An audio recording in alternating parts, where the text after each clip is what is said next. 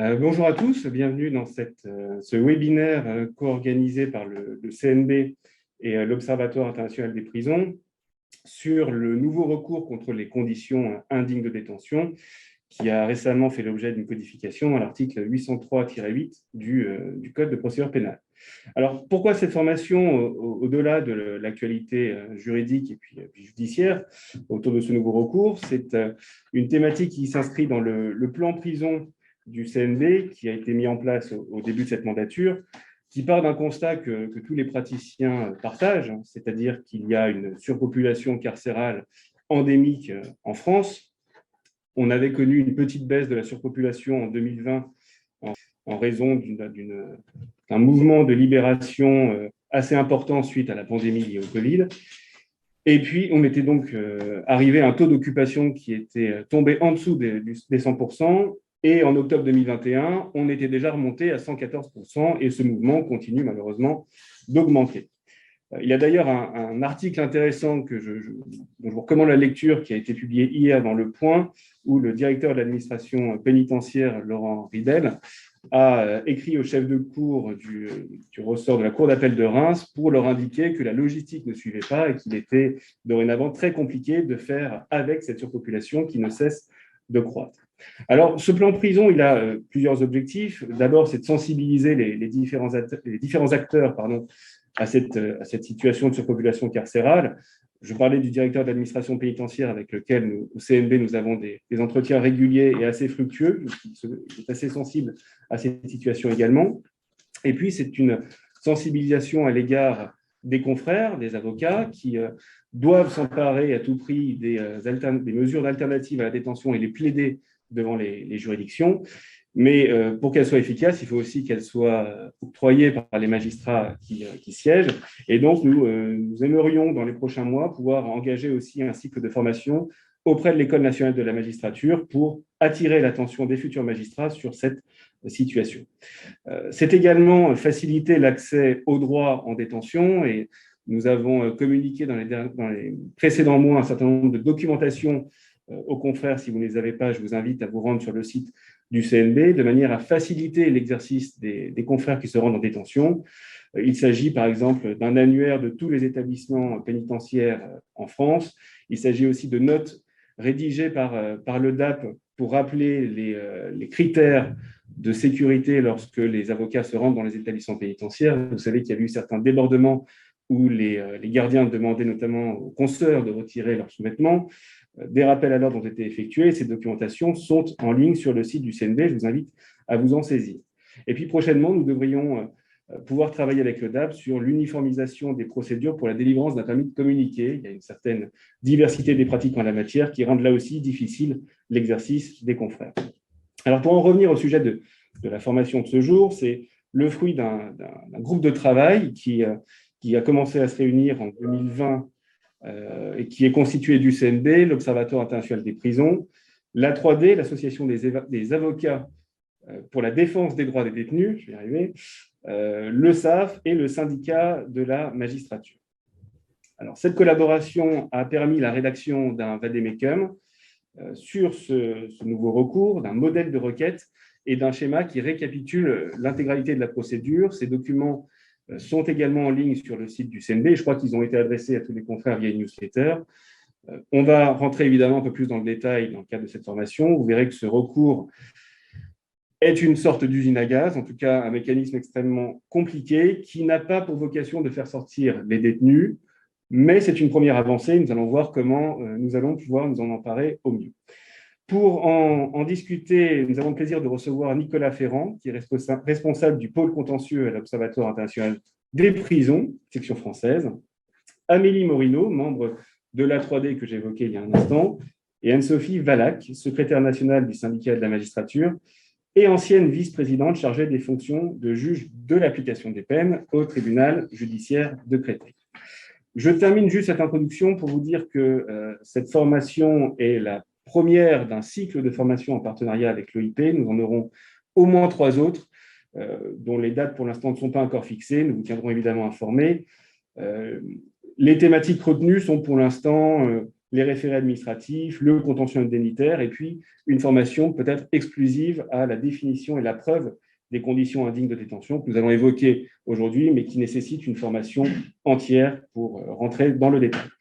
Voilà, j'ai déjà été trop long. Nicolas, je te laisse la parole peut-être pour expliquer la genèse de ce recours et comment nous avons ce nouvel outil entre les mains. Merci Boris, bonjour à toutes et tous. Donc merci pour l'organisation, parce que même si c'est en partenariat avec l'OIP, le CNB est très investi, notamment sur le plan logistique. Je suis impressionné par l'équipement qu'on nous offre pour faire cet échange. Donc merci en tout cas pour votre accueil. Et donc, ce que je voudrais faire avant qu'on rentre dans le vif du sujet de la présentation de cette voie judiciaire de recours, c'est effectivement de revenir un peu sur l'histoire de son adoption, enfin la genèse, d'où est-ce que vient ce texte, qu'est-ce qui l'a provoqué. Et donc, de partir de l'arrêt dont tout le monde a évidemment entendu parler, JMB contre France, du 30 janvier 2020, par lequel la Cour européenne des droits de l'homme a condamné la France sur deux fondements. Le fondement de l'article 3, au motif que la trentaine de requérants qui l'avaient saisi, en tout cas dans ce groupe d'affaires, parce qu'il y a un autre groupe d'affaires qui est actuellement pendant dans la Cour, mais dans le cas de ce groupe d'affaires, que les requérants avaient tous été détenus dans des conditions qui étaient contraires à l'article 3 de la Convention européenne des droits de l'homme, qui prohibe les traitements inhumains et dégradants. Et ça concernait les établissements de Fresnes, de Nice, de Nîmes, de Nutania, de Bémao et de Ducos. Donc, violation de l'article 3 d'une part, et d'autre part, violation de l'article 13 de la Convention, au motif que ces détenus exposés à des conditions indignes de détention n'avaient pas disposé en droit interne d'un recours effectif leur permettant d'être protégés de façon adéquate, en tout cas adéquate au sens de la Convention européenne des droits de l'homme, de ces mauvais traitements. Et donc, il y a un double fondement à la condamnation, article 3, article 13. Et cet arrêt a la particularité d'être ce qu'on appelle un arrêt quasi-pilote, donc en référence aux arrêts pilotes de la Cour. Alors, je rappelle très brièvement et très simplement que les arrêts pilotes sont des arrêts par lesquels la Cour estime que les questions dont elle est saisie dans le cadre d'une affaire révèlent des problématiques structurelles, souvent en lien avec un grand nombre de requêtes déposées sur le sujet devant elle, et qu'elle estime donc devoir pas se détacher des faits de l'affaire, mais en tout cas, au-delà du jugement qu'elle apporte sur la situation des requérants qui l'ont saisi, elle émet des recommandations générales à destination de l'État pour remédier aux dysfonctionnements structurels identifiés. Et donc, l'arrêt pilote, c'est un arrêt qui a une procédure particulière dans le cadre de laquelle je ne rentre pas, et depuis quelques années, la jurisprudence de la Cour s'est engagée dans l'énonciation de ce que la doctrine appelle des arrêts quasi-pilotes.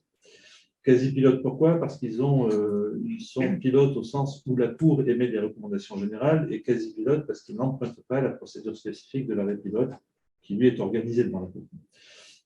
Et donc, si je reviens à cet arrêt JMB contre France, donc un arrêt quasi-pilote, ça signifie que, au-delà du jugement qu'elle a apporté sur la situation des 32 requérants, elle a estimé qu'il y avait des problèmes structurels que la France devait résoudre, donc des problèmes à la fois liés aux conditions indignes de détention, et donc elle a émis des recommandations générales à l'égard de la France tendant à ce que des mesures générales soient adoptées pour garantir la conformité des conditions de détention en France avec l'article 3, et notamment, elle le précise très expressément, remédier ou éradiquer la surpopulation carcérale dans les établissements pénitentiaires. Donc ça, c'est un premier volet de recommandations générales. Il y a un second volet de recommandations générales qui est l'institution en France d'un véritable recours préventif effectif contre ces mauvais traitements. Et donc, la publication de l'arrêt JMB, si vous voulez, mettait d'une certaine manière la France dans l'obligation de répondre à ces deux recommandations générales. Alors, bon, vous pouvez tous constater que celle relative à la surpopulation est loin d'être atteinte. Et par contre, l'édiction de la voie de recours dont on parle aujourd'hui a évidemment pour vocation de s'inscrire dans l'exécution de l'arrêt. Alors, peut-être avant de rappeler très brièvement, parce que je pense que vous avez quand même tout ça en tête, mais c'est intéressant pour ensuite appréhender l'arrêt de la Cour, donc avant de présenter un peu rapidement le bouleversement jurisprudentiel que cet arrêt JMB contre France a provoqué en France, je voudrais faire deux précisions. La première précision, c'est que si j'ai proposé de faire cette introduction, c'est que c'est l'OIP qui a piloté les 40, la plupart des requêtes, on va dire, dans le lot des affaires JMB contre France, il n'y en a qu'une que l'OIP n'a pas portée, n'a pas piloté. Et puis, dans le lot des 10 qui restent à juger, il y en a 8 sur 10 qui ont été pilotés par l'OIP. Donc, voilà. Donc on est particulièrement au cœur, je dirais, de cette affaire qu'on connaît bien. Donc, je pourrais aussi, au milieu de la discussion, éclairer un peu la décision à partir des options stratégiques qu'on avait adoptées de ce qu'on voulait essayer de faire juger, d'une part. Et d'autre part, on a été très investi sur la suite et sur les décisions dont je parlais à l'instant en droit interne, puisqu'on avait un peu organisé la poursuite du contentieux après l'arrêt GMB contre France. Donc ça, c'est la première remarque que je voulais faire. La deuxième remarque, c'est que cet arrêt GMB contre France, il ne tombe pas complètement de nulle part dans la jurisprudence européenne, en tout cas sur le volet ineffectivité des recours, puisque déjà en 2015, il y a un arrêt Yengo contre France qui avait condamné la France sur le terrain de l'article 13 de la Convention, en estimant que déjà, donc c'est un détenu là, qui était incarcéré à la prison de Nouméa, la prison de Caen-Est, et ce détenu avait fait une demande de mise en liberté dans laquelle il avait invoqué ses conditions de détention. Et la Cour de cassation, la juridiction interne jusqu'à la Cour de cassation, avait rejeté cette demande en faisant, du point de vue de la Cour de cassation, une toute petite ouverture, c'est en disant en fait que la mise en liberté pourrait se justifier si et seulement si il était établi que les conditions de détention dénoncées avaient un impact sur la santé physique ou psychologique de la personne, ce que la Cour avait estimé que le requérant ne faisait pas dans cette affaire Yengo.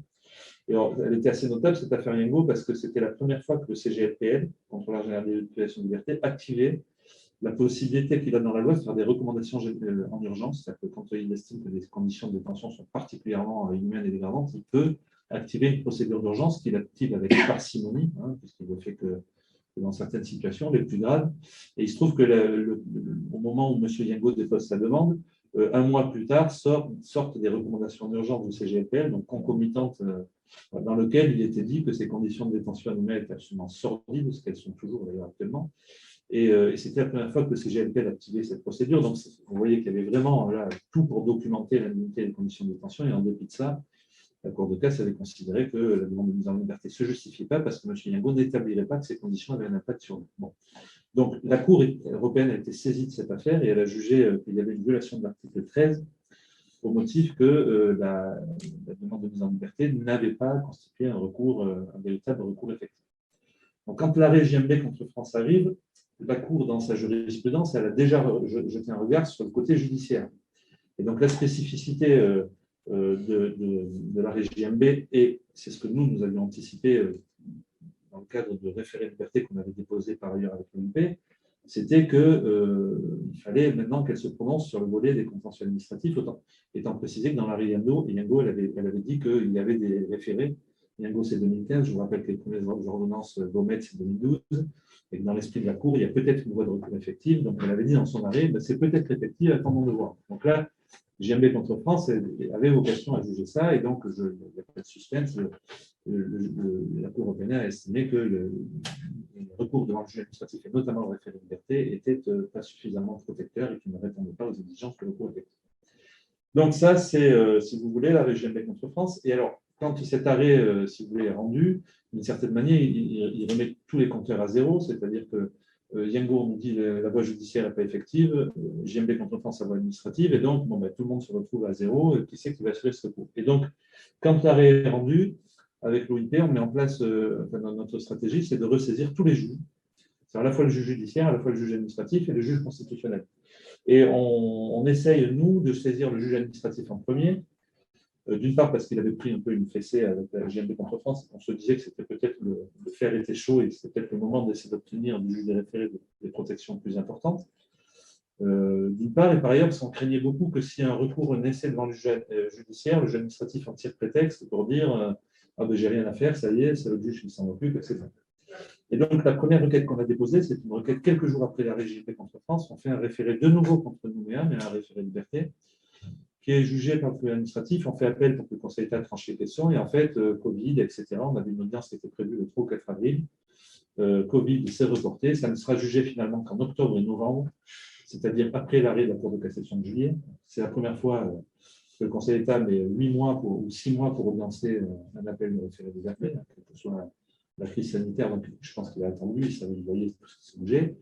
Et donc, comme simultanément, on avait avec Maître Maxime Gouache, qui est administrateur de l'OIP, engagé pour un de ses clients une demande de mise en liberté en se fondant sur les conditions de détention, et dont le traitement finalement devait intervenir après le juge administratif, si le délai du juge administratif avait pas été perturbé par le Covid. C'est finalement le volet judiciaire qui se prononce d'abord, avec donc une demande qui est rejetée, qui est confirmée en appel, et le fameux arrêt rendu par la Cour de cassation le 8 juillet, qui donc invente d'une certaine manière une voie de recours, ou qui plus précisément dit deux choses.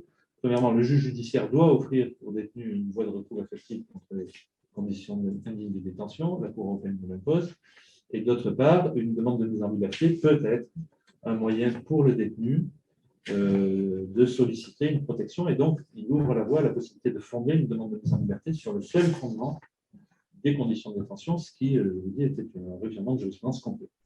Et par ailleurs, il était saisi dans cette même affaire d'une QPC, parce que je vous disais qu'on avait... Et donc, il juge ça et transmet la QPC devant le Conseil constitutionnel, qui se prononcera le 2 octobre.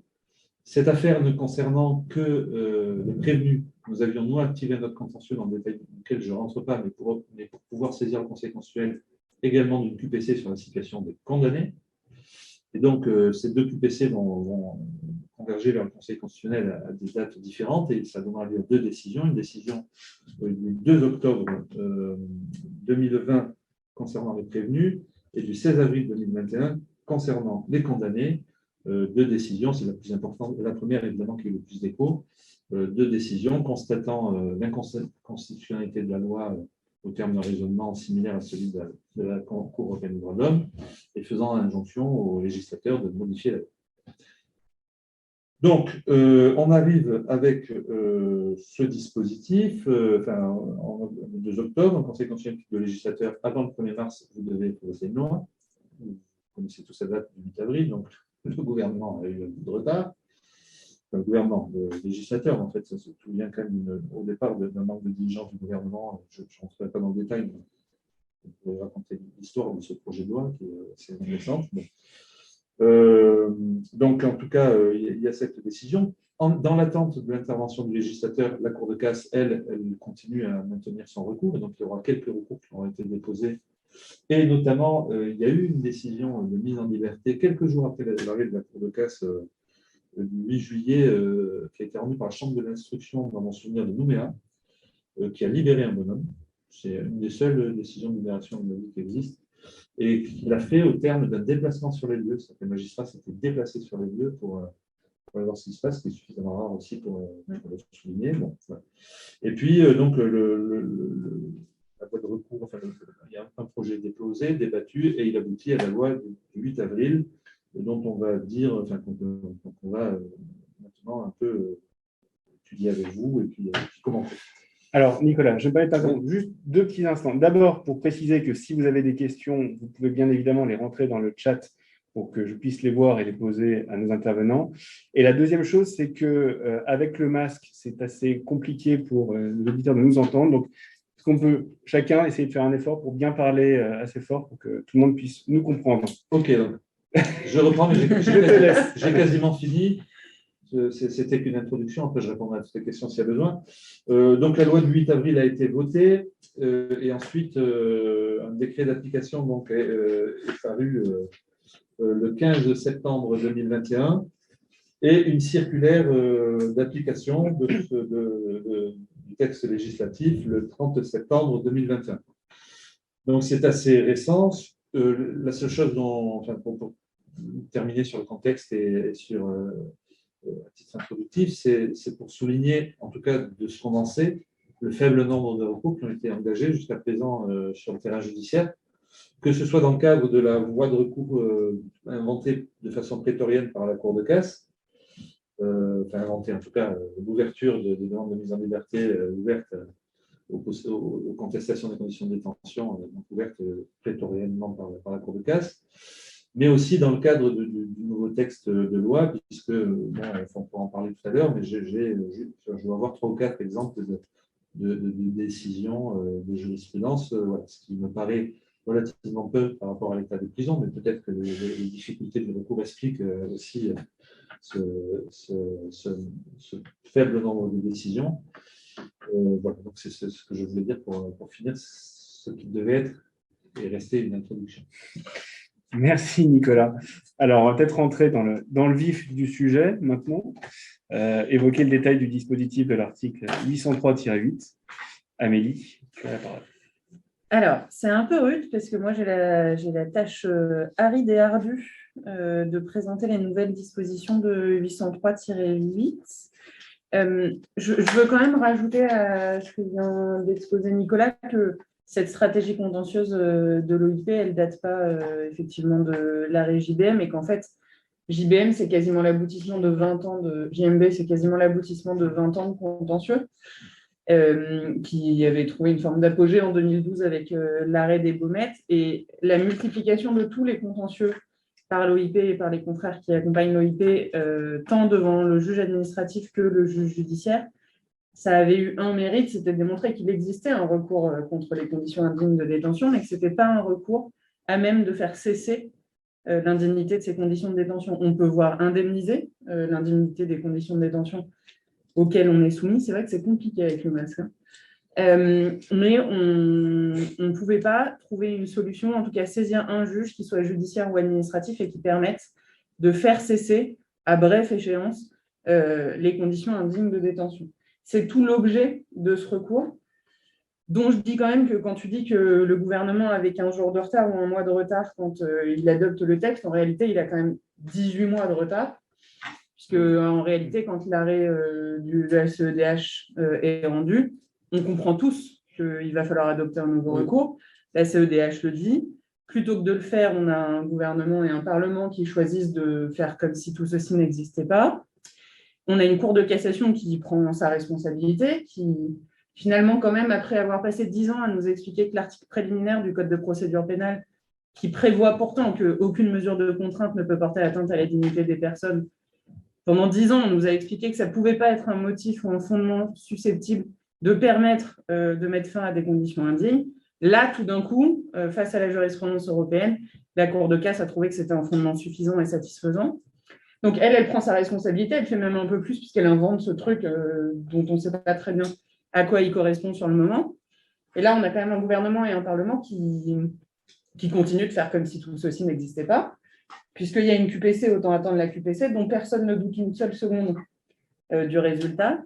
Et on a des représentants du gouvernement qui, à l'audience du Conseil constitutionnel, sont quand même venus dire, alors que toutes les instances internationales nous avaient déjà condamnés, en gros, que finalement, il existait un recours effectif parce qu'il existait le contrôleur général des lieux de privation de liberté.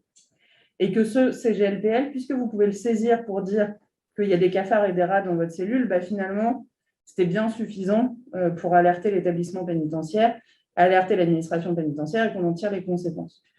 Je le dis parce que le CGLPL, on va en parler dans le cadre de cette formation, parce qu'il est effectivement un élément, un instrument, quelqu'un qui peut apporter des informations objectives sur les conditions de détention de nos clients.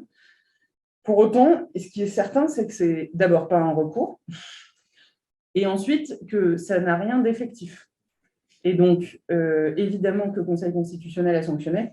Et là, parce que vraiment, comme ça faisait déjà que 18 mois, ils n'étaient pas encore prêts, on a effectivement ce retard du 1er mars au 8 avril. Bon, et donc le 8 avril arrive ce texte, effectivement, qui est absolument limpide. Moi, je veux bien vous l'expliquer. En réalité, je ne sais pas où est la caméra, si on veut montrer un truc. Parce qu'il se résume quand même à ça, ce nouvel article 803-8, parce que cette procédure, elle est découpée en plusieurs étapes, de nombreuses étapes, comme un arbre décisionnel très compliqué. Il prévoit, alors si je le lis, 803-8 dispose que toute personne détenue dans un établissement pénitentiaire en application du présent code qui considère que ces conditions de détention sont contraires à la dignité de la personne humaine peut saisir le juge des libertés et de la détention si elle est en détention provisoire ou le juge de l'application des peines si elle est condamnée et incarcérée en exécution d'une peine privative de liberté, afin qu'il soit mis fin à ces conditions indignes de détention. Jusque-là, tout était relativement simple et clair. Tout commence donc par une demande du condamné. Il faut donc une requête qui saisit un juge et donc un juge judiciaire.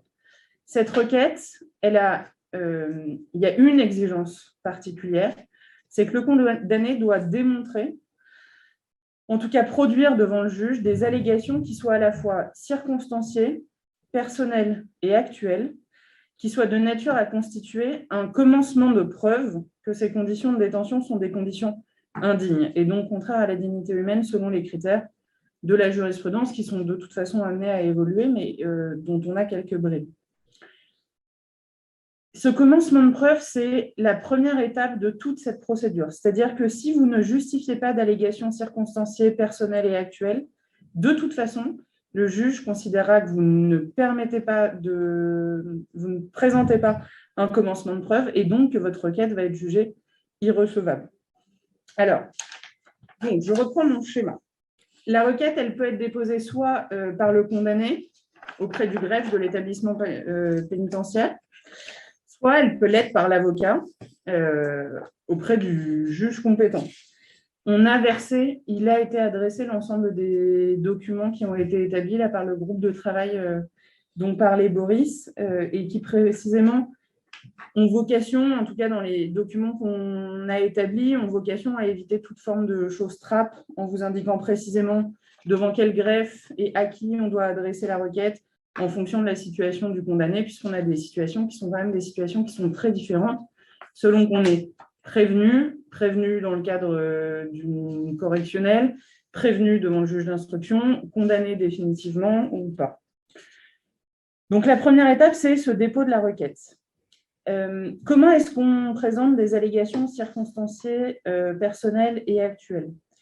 D'abord, il ne suffit pas de noter que l'établissement pénitentiaire il est en surpopulation. Ça veut dire que pour l'avocat, il ne faut pas non plus se fonder uniquement sur des éléments ou des documents qui tentent à démontrer que c'est l'établissement qui se trouve dans une situation telle qu'elle impose des conditions indignes. Parce qu'il peut y avoir un établissement parfaitement indigne. Si vous ne caractérisez pas la situation personnelle et individuelle de votre client, vous ne rapporterez pas le commencement de preuve qui est attendu. Donc, il faut rapporter ces circonstances de la manière la plus précise possible. On a joint aux documents ce qui avait les questionnaires de l'Observatoire international des prisons qui ont été établis depuis très longtemps, puisqu'on s'en servait déjà dans les précédents contentieux en matière administrative. Il y en a un pour les femmes et un pour les hommes, et qui sont très longs, qui comprennent beaucoup de questions qu'on peut adresser à nos clients pour qu'ils le remplissent ou aller au parloir le remplir avec eux.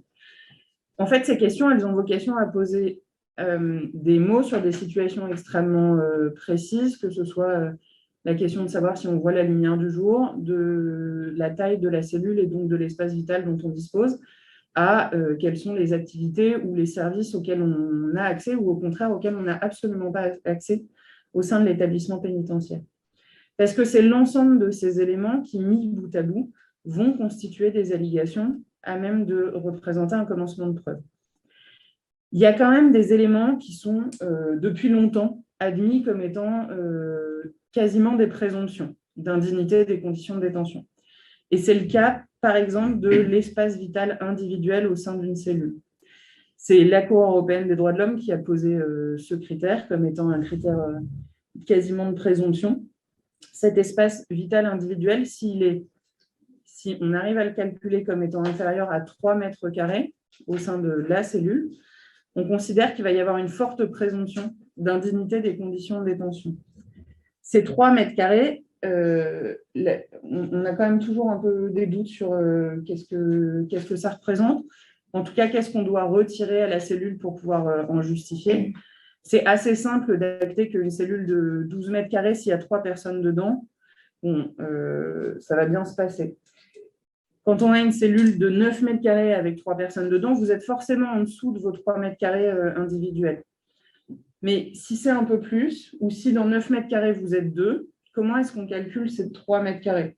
Alors, le principe, c'est qu'on retire ce qu'on appelle le bloc sanitaire, donc vous calculez à la louche, l'espace où il y a la douche, les toilettes, les sanitaires, Et puis, on regarde l'empreinte au sol et on divise en fonction du nombre de personnes au sein de la cellule. À vous de le faire. Comment est-ce qu'on connaît la taille d'une cellule au sein de l'établissement pénitentiaire? On regarde s'il y a eu des rapports du contrôleur général, on regarde si on récupère les documents de la PNIJ, le programme de construction des établissements, ce genre de choses. Et on divise par le nombre de personnes qui sont au sein de la cellule. Alors justement, je me permets d'interrompre parce qu'il y a une question qui est intéressante sur la façon de rapporter la preuve. Je lis la question. Nos clients ont des portables en détention. Des photos pirates faites par eux ou d'autres de leurs cellules sont-elles recevables, outre les risques de fouilles cellules, poursuites pour recel, etc. En tant que tel, est-ce recevable pour établir le commencement de preuve des conditions indignes? Et en tant qu'avocat, peut-on être poursuivi pour recel? Alors, moi, nous, on n'a jamais produit. Enfin, moi, je n'ai jamais produit, par exemple. Je n'ai pas tant dans ce recours, mais même dans d'autres. Généralement, avoir les photos pour nous, c'est nous assurer, nous, qu'on sait quelle est la réalité des conditions de détention qui sont dénoncées par nos clients. Et donc, exiger derrière qu'il y ait des constats qui soient des constats matériels qui puissent être réalisés. Dans le cadre de ce recours, on va le voir, il y a une procédure de vérification de la réalité des conditions de détention du requérant qui peut être effectuée. Ça nous permet, nous, de savoir ce qu'on veut montrer. Est-ce qu'on le produit? En fait, d'abord, on va avoir un vrai problème de savoir comment on l'a récupéré. Si on l'a récupéré d'un téléphone, vous vous rendez, vous, coupable du fameux délit de communication avec une personne qui est détenue et qui n'a pas le droit. Il y a des confrères qui ont déjà été poursuivis pour avoir répondu à un portable pirate en détention. Vous exposez votre client à des poursuites pénales, si tant est qu'ils arrivent à identifier le portable duquel ça provient. Évidemment, il va y avoir 172 fouilles de cellules et par ailleurs des fouilles sur lui. Moi, je trouve que c'est beaucoup de risques. Pour ça, moi, je ne le ferai pas, mais j'entends qu'on se pose la question stratégiquement. Dis-le. Ouais. Non, mais oui, je souscris à ce que tu dis. Au stade de la recevabilité, ça ne me paraît pas tellement problématique en fait de ne pas avoir de photos. Comme le disait Amélie, il y a d'abord la possibilité d'aller, si l'établissement a fait l'objet d'un rapport du CGLPL, et que beaucoup l'ont fait, même si ces rapports sont anciens, dans ces rapports, la plupart du temps, le CGLPL explique quelle est la superficie moyenne des cellules dans les. Voilà. Deuxièmement, à l'OIP, nous, on est détenteur d'un document qu'on a demandé à l'administration et qui est une espèce d'état des lieux du nombre de cellules dans chaque établissement et on a les dimensions. Alors, après, dans un établissement, il y en a certaines qui sont, on va vous dire, il y a 80% des cellules qui sont à 9 mètres carrés, 10% qui sont à 10, etc. Bon, enfin, on peut témoigner en tout cas qu'il y a avec ces documents-là, qu'il y a un certain nombre de cellules, par exemple, à 9 mètres carrés. Ensuite, si vous dites au juge qu'elle fait 9 mètres carrés, je ne vois pas comment on vous dirait que ce n'est pas vrai. Je pense que la question n'était pas que sur la taille de la cellule. Je pense qu'elle comptait pour tout. Et de fait, au stade de la recevabilité, la question, c'est est-ce que vous avez des arguments suffisamment précis pour laisser penser au juge qu'il y a une violation du droit à la dignité? De fait, si ce que l'on veut montrer, c'est l'existence, par exemple, de l'humidité, d'un mur qui se décroche à moitié, d'un lavabo qui est plus branché depuis 1000 ans et sur lequel il n'y a plus d'eau courante, de l'absence d'eau chaude, de toutes ces choses-là, en réalité, la simple description suffisamment précise de l'état de la cellule doit conduire le juge à admettre la recevabilité de la requête. Et dans la phase suivante, on se posera la question de la réalité de l'état de la cellule. Et là, bien plus que des photos du client envoyées sur un portable, on va obtenir de l'administration pénitentiaire en principe. Mais si on ne l'obtient pas de l'administration pénitentiaire, on l'obtiendra par d'autres biais, des constats qui soient des constats très officiels. Non, j'allais dire, on est sur une question d'allégation seulement. Donc à ce stade, il n'y a pas forcément besoin de produire des preuves qui répondraient à certaines conditions. Le but est d'obtenir un commencement de preuve sur les conditions de détention. Et donc c'est peut-être une question, je ne me souviens pas exactement des termes de la question du participant, mais finalement, qui ne se pose pas à ce stade. Oui, j'aimerais apporter une précision. D'abord, dans l'hypothèse, qui peut être une hypothèse assez fréquente, où vous avez une partie de votre argumentation qui est tirée de l'insuffisance de l'espace personnel en cellule. vous allez expliquer que la personne est dans une cellule de 9 mètres carrés, même si vous n'avez pas le métrage précis, ça sera à l'administration d'apporter la preuve. Vous allez expliquer qu'ils sont 3 et qu'effectivement, on est en dessous des 3 mètres carrés.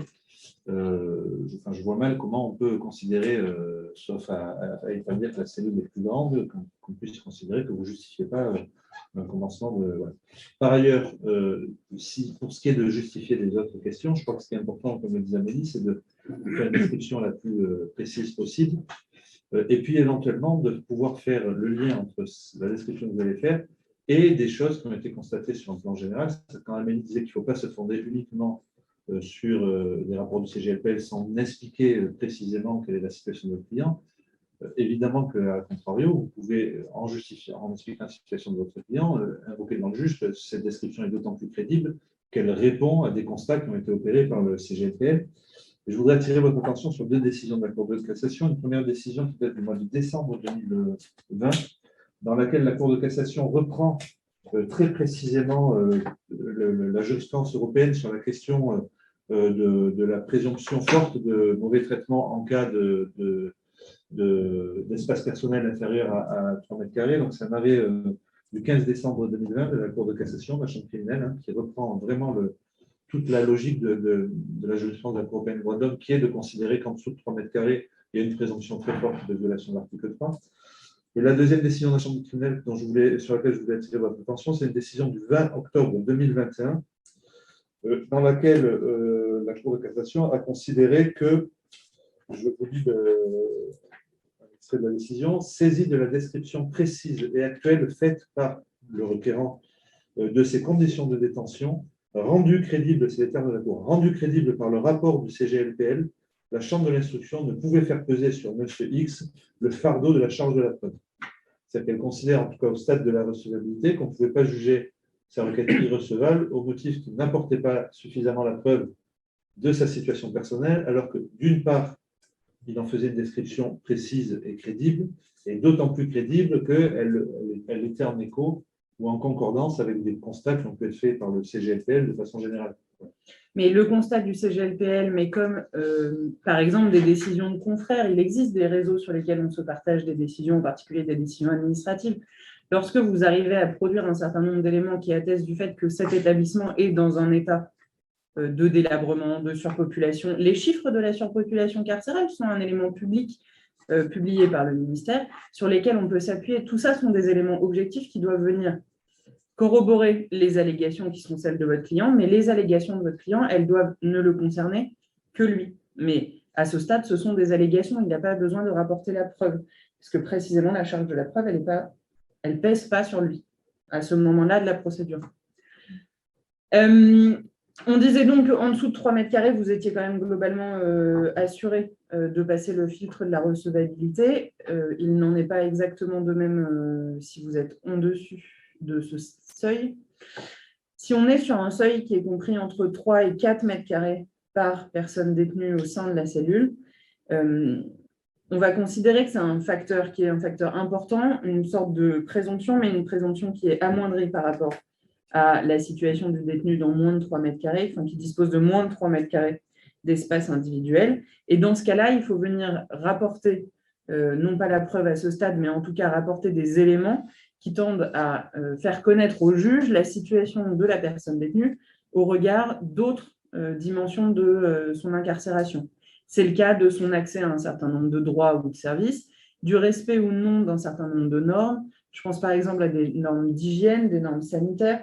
Ça avait été beaucoup le cas au moment des Baumettes où on avait constaté, et pour le coup, le contrôleur général des lieux de privation de liberté est pour ça assez bon dans les rapports qu'il produit, puisqu'il produit des rapports où on a des détails qui sont des détails extrêmement importants.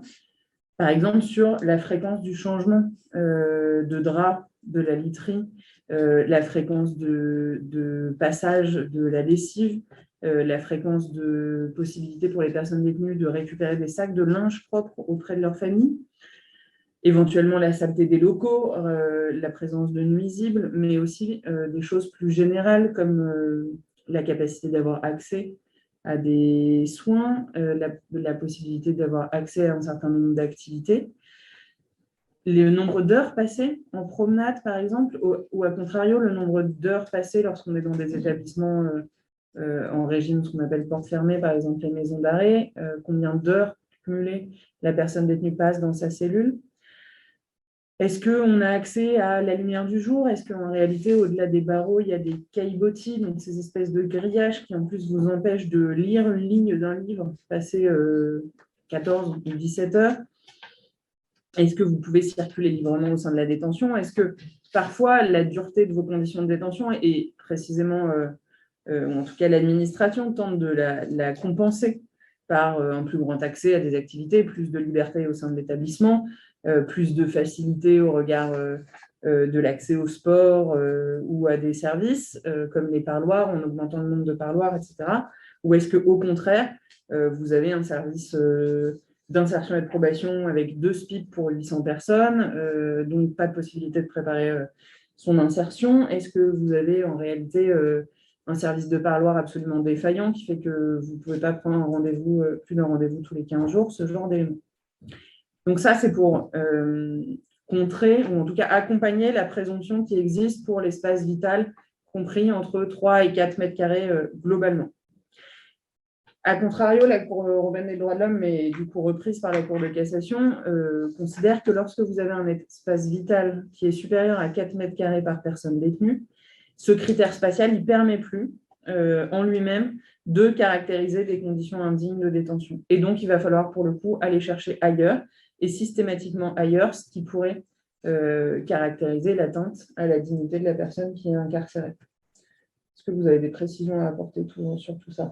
Je reviens juste sur ce que tu as expliqué sur le calcul de la superficie en cellule et sur la difficulté de savoir comment ça se calcule précisément, c'est-à-dire, tu l'as dit tout à l'heure, il y a l'espace de la cellule dont il faut, enfin la surface de la cellule dont il faut retirer l'espace qui est occupé par les douches, le coin de douche quand il y en a, et sinon les toilettes. C'est environ 1 mètre carré à peu près cet espace-là. Donc, dans une cellule de 9 mètres carrés, c'est les 3 bonhommes, on a 8 mètres. Voilà. Ensuite, il y a des hésitations. Enfin, la jurisprudence, elle considère européenne, et sur cette logique un peu de on retire de l'espace de la cellule que les toilettes. Mais il y a des décisions, et je pense par exemple à une décision de Toulouse qui a été rendue récemment, qui constate que il faut aussi retirer de la cellule la place qui est occupée par un 3e matelas, par exemple. Et donc, le juge a considéré que dans la mesure où il y a 3 détenus là où il devrait y en avoir 2, tous les équipements qui viennent en surcharge de la capacité théorique de la cellule devraient eux aussi être retirés. Parce que, en fait, la cellule n'est pas du tout imaginée pour avoir un matelas au sol, une 3e armoire dans l'hypothèse de machin, une 3e chaise alors qu'il devrait y avoir que 2 détenus, etc.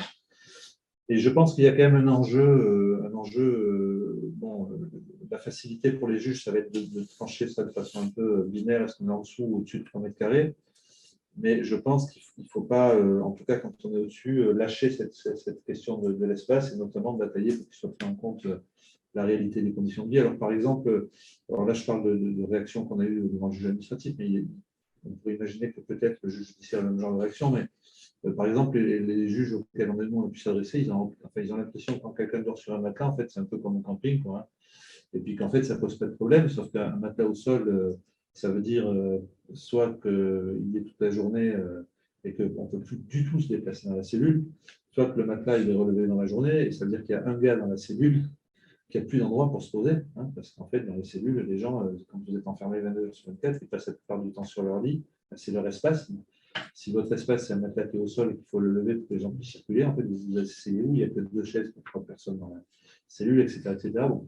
Et donc, l'impact, en fait, de l'organisation de la cellule, à mon avis, il faut vraiment insister là-dessus pour ne pas tomber dans un truc trop rigide de au-dessus de 3 mètres carrés, tout va bien. Enfin, je ne sais pas si c'est exactement ça, mais je pense qu'il faut vraiment insister et décrire concrètement.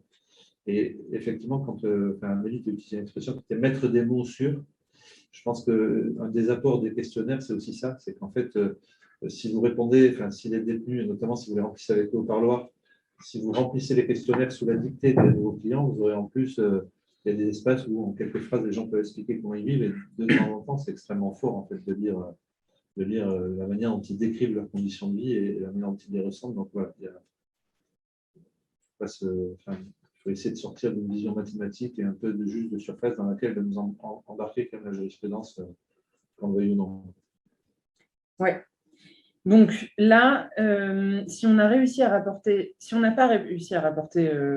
ce commencement de preuve par des allégations qu'on a dit précises, personnelles, actuelles, circonstanciées, on a un juge qui va nous rendre une ordonnance de rejet sur la recevabilité. Et globalement, l'histoire s'en termine là, sauf qu'il y a des voies de recours qu'on verra tout à l'heure. Si ça n'est pas le cas, vous passez la première étape de ce grand jeu de l'article 803-8 et vous passez à l'étape suivante. À partir du moment où une ordonnance de recevabilité est rendue par le magistrat, tout le monde dispose d'un délai globalement de 10 jours. Non, on a disposé d'un délai de 10 jours, le magistrat, pour rendre cette ordonnance sur la recevabilité. Une fois qu'il rend son ordonnance sur la recevabilité et qu'il juge votre recours recevable parce que vous avez rapporté votre commencement de preuve, il communique cette ordonnance à tout le monde. Tout le monde, ça veut dire vous, avocat, votre client détenu, mais également l'administration pénitentiaire. Je dis un mot de la place de l'administration pénitentiaire dans ce recours, puisque l'administration pénitentiaire, elle n'est pas partie au recours, puisqu'elle n'est pas mise en cause. Et en même temps, objectivement, elle est mise en cause, puisque c'est les conditions dans lesquelles elle accueille, elle héberge et elle garde les personnes sous main de justice qui sont critiquées par les requérants. Et en même temps, elle est aussi celle à qui on va demander de venir rapporter des éléments sur la réalité ou non des atteintes qu'elle porte, elle, à la dignité des personnes qu'elle a la charge de garder. Ce qui peut laisser craindre que son appréciation soit difficilement objective. Mais cette observation n'a pas été retenue par le Parlement dans la construction de ce recours. Donc, je disais, si le juge estime la requête recevable, il doit faire procéder aux vérifications nécessaires sur la situation et la réalité des conditions de détention du requérant. Il recueille les observations de l'administration pénitentiaire. Il adresse donc son ordonnance et il demande au chef d'établissement de lui adresser des observations sur la réalité de la situation. Ce recueil des observations, c'est des observations qui sont d'abord écrites et c'est la première des modalités d'examen du bien fondé de la requête. C'est une étape qui est obligatoire, c'est-à-dire que le juge ne peut pas s'en dispenser. En principe, ce délai de transmission des observations écrites, la loi le porte à 10 jours maximum. La circulaire, elle invite quand même les chefs d'établissement à se limiter à 7 jours. Pourquoi ? Parce que ça en laisse 3 à la défense pour faire d'éventuelles observations et ensuite au juge pour prendre une décision, puisque lui, il est quand même un peu enfermé dans son délai de 10 jours. Donc, le chef d'établissement, il a donc ce délai de préférence de 7 jours pour rendre un rapport, des observations écrites. Ça, c'est une étape obligatoire, mais elle peut être accompagnée par autre chose de la part du magistrat, qui peut ordonner par ailleurs des vérifications complémentaires. Il peut ordonner des vérifications dans un même délai de 10 jours, sous différentes formes. Tout à l'heure, tu évoquais le transport sur les lieux qu'avait fait la Chambre de l'instruction. C'était la Chambre de l'instruction à Nouméa. Donc, le juge peut décider de s'auto-transporter pour aller vérifier lui-même la réalité des conditions de détention. Ça peut aussi être plutôt la commission d'une expertise, alors en fonction des allégations du requérant, ou la réalisation d'un constat d'huissier, qui vaudra toujours plus que la photo du client en détention, mais qui, puisqu'on avait, nous, la photo, nous permettra d'apprécier la célérité avec laquelle l'administration pénitentiaire aura, dans le temps de l'arrivée de l'huissier, opérer les modifications qu'on lui demandait de faire depuis des semaines ou des mois. Ces vérifications, elles peuvent être demandées par la personne détenue, par son avocat. Elles peuvent l'être après l'ordonnance sur la recevabilité, mais elles peuvent surtout l'être dès le début du dépôt de la requête. Il y a un certain nombre d'éléments qu'il est opportun d'indiquer dès le début, au moment où on saisit la juridiction. Et je pense à ça. Si vous savez déjà ce que vous voulez voir constater, dites-le et invitez le juge à opérer ces vérifications supplémentaires. On ne pourra pas venir vous dire que vous le demandez trop tard. Et puis, il y a entre autres l'audition de la personne détenue qui est requérante, puisque cette audition, elle est de droit. Elle est de droit alors à le juge, il a l'obligation, si la personne détenue a, dans sa requête, sollicité son audition, il a l'obligation d'auditionner. Ça peut être par un moyen de visioconférence, mais il a l'obligation de l'auditionner, en tout cas avant une décision sur le bien fondé de la requête qui lui avait été soumise. Donc, on a cette nouvelle étape qui est donc, après l'ordonnance de recevabilité, d'avoir des vérifications. Une fois qu'on a dépassé le délai, sauf si vous avez des précisions sur cette étape.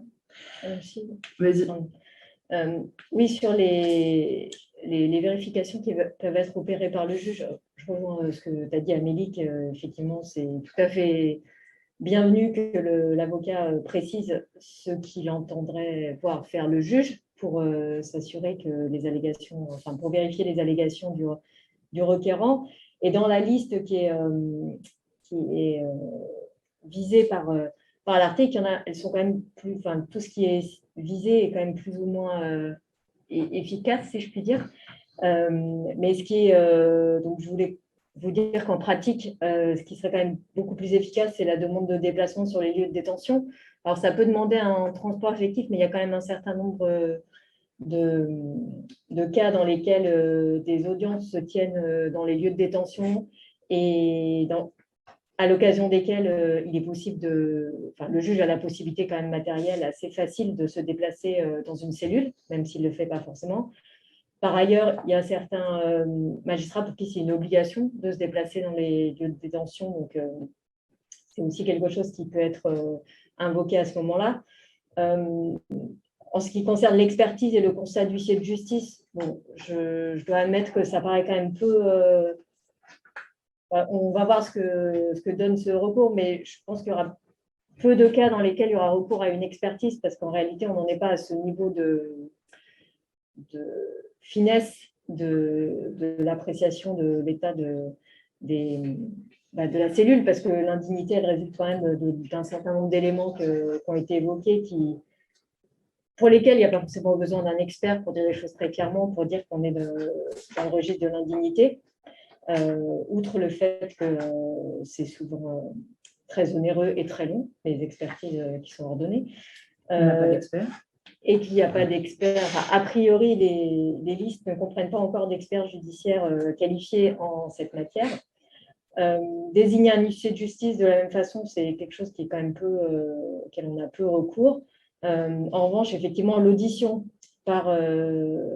l'audition du requérant ou même des codétenus et surtout la consultation des rapports issus d'un organisme national ou international indépendant qui décrit les conditions de détention de l'établissement sont évidemment des points sur lesquels il peut être très intéressant d'insister, à mon avis. Alors, juste, j'ai une double question du coup sur le déplacement des magistrats en établissement pénitentiaire. Est-ce qu'il existe, dans le cadre d'une formation continue, même si le terme est probablement impropre, une obligation pour les magistrats de se rendre tous les X mois ou X années dans un centre de détention pour voir un petit peu comment ça se passe? Et même si ce n'est pas obligatoire, lorsqu'ils s'y déplacent, est-ce qu'ils peuvent se rendre n'importe où? Est-ce que c'est une visite guidée, une espèce de chemin tracé par l'administration sans avoir de possibilité d'aller visiter telle ou telle cellule? Il y a déjà dans la formation initiale, en principe, un stage pénitentiaire. Alors, pour être honnête, je ne sais plus si c'est resté obligatoire, parce qu'il y a eu pas mal de remaniements de la formation initiale depuis que je suis passée par l'ENM à titre personnel. Mais en tout cas, il y a pu y avoir… tous les magistrats d'une certaine génération, on va dire, ont fait 15 jours de stage dans un établissement pénitentiaire pendant leur formation initiale où on a un statut de surveillant. Donc, ça implique de circuler dans l'établissement et éventuellement dans la cellule. Donc, ça c'est fait. Par contre, effectivement, il y a certains postes dans lesquels il y a une obligation prévue par les textes d'aller visiter les établissements. Il n'y a pas de précision là-dessus, pas de sanction, si ce n'est pas quelle qu'elle soit, hein, je parle au sens large, qui est prévu si ce n'est pas fait. Et lorsque des visites sont organisées, c'est vrai qu'elles peuvent être plus ou moins guidées par l'administration pénitentiaire, mais le magistrat peut demander à aller à voir des cellules. C'est vrai qu'en général, il peut y avoir des cellules un peu témoins, si je puis dire. Bon, on peut aussi imaginer que les détenus n'aient pas envie de voir débarquer un juge comme ça dans leur cellule. Hein. Mais j'ai envie de dire, quand bien même c'est une cellule témoin, on se rend quand même compte d'un certain nombre de choses pendant ces visites. Donc voilà, il y a un niveau de contrainte qui est quand même limité, mais il y a toujours cette possibilité, de façon générale et indépendamment du recours là, dont on est en train de parler, pour les magistrats d'aller voir comment c'est en détention, parce que c'est vrai que même quand il y a des audiences qui s'y déroulent, comme je disais tout à l'heure, on reste dans la partie, je dirais, administrative de l'établissement. Donc, ce n'est pas forcément une garantie de conscience aiguë de l'état des cellules ou des parloirs, etc. Ok, donc on a passé la phase de la recevabilité puisqu'on avait réussi à rapporter un commencement de preuve de l'indignité des conditions de détention. On a même réussi à rapporter finalement la preuve de l'indignité de ces conditions de détention parce que l'administration pénitentiaire a attesté que oui, effectivement, ils tentent de dératiser, mais c'est vrai que parfois des rats se promènent un peu partout, que la cellule effectivement fait 9 mètres carrés et qu'ils sont bien 3 à l'intérieur, qu'effectivement il y a des matelas au sol, mais que ce n'est pas la faute de l'administration pénitentiaire qui fait ce qu'elle peut avec les flux qu'elle doit gérer et dont elle n'est pas maîtresse, que oui, il fait froid, mais en même temps, elle a demandé à ce que les carreaux soient remplacés et elle attend toujours. Bref, globalement, l'administration pénitentiaire va probablement, en tout cas, c'est l'attitude qu'elle avait régulièrement en matière de contentieux administratif, alléguer du fait que les conditions qui sont décrites ne sont pas forcément mal décrites, mais qu'en tout cas, globalement, elle fait ce qu'elle peut avec les moyens dont elle dispose. Toujours est-il que donc les descriptions étant attestées ou confirmées, on a un juge qui va donc rendre une ordonnance qui est une ordonnance portant sur le bien fondé de la requête qui avait été déposée.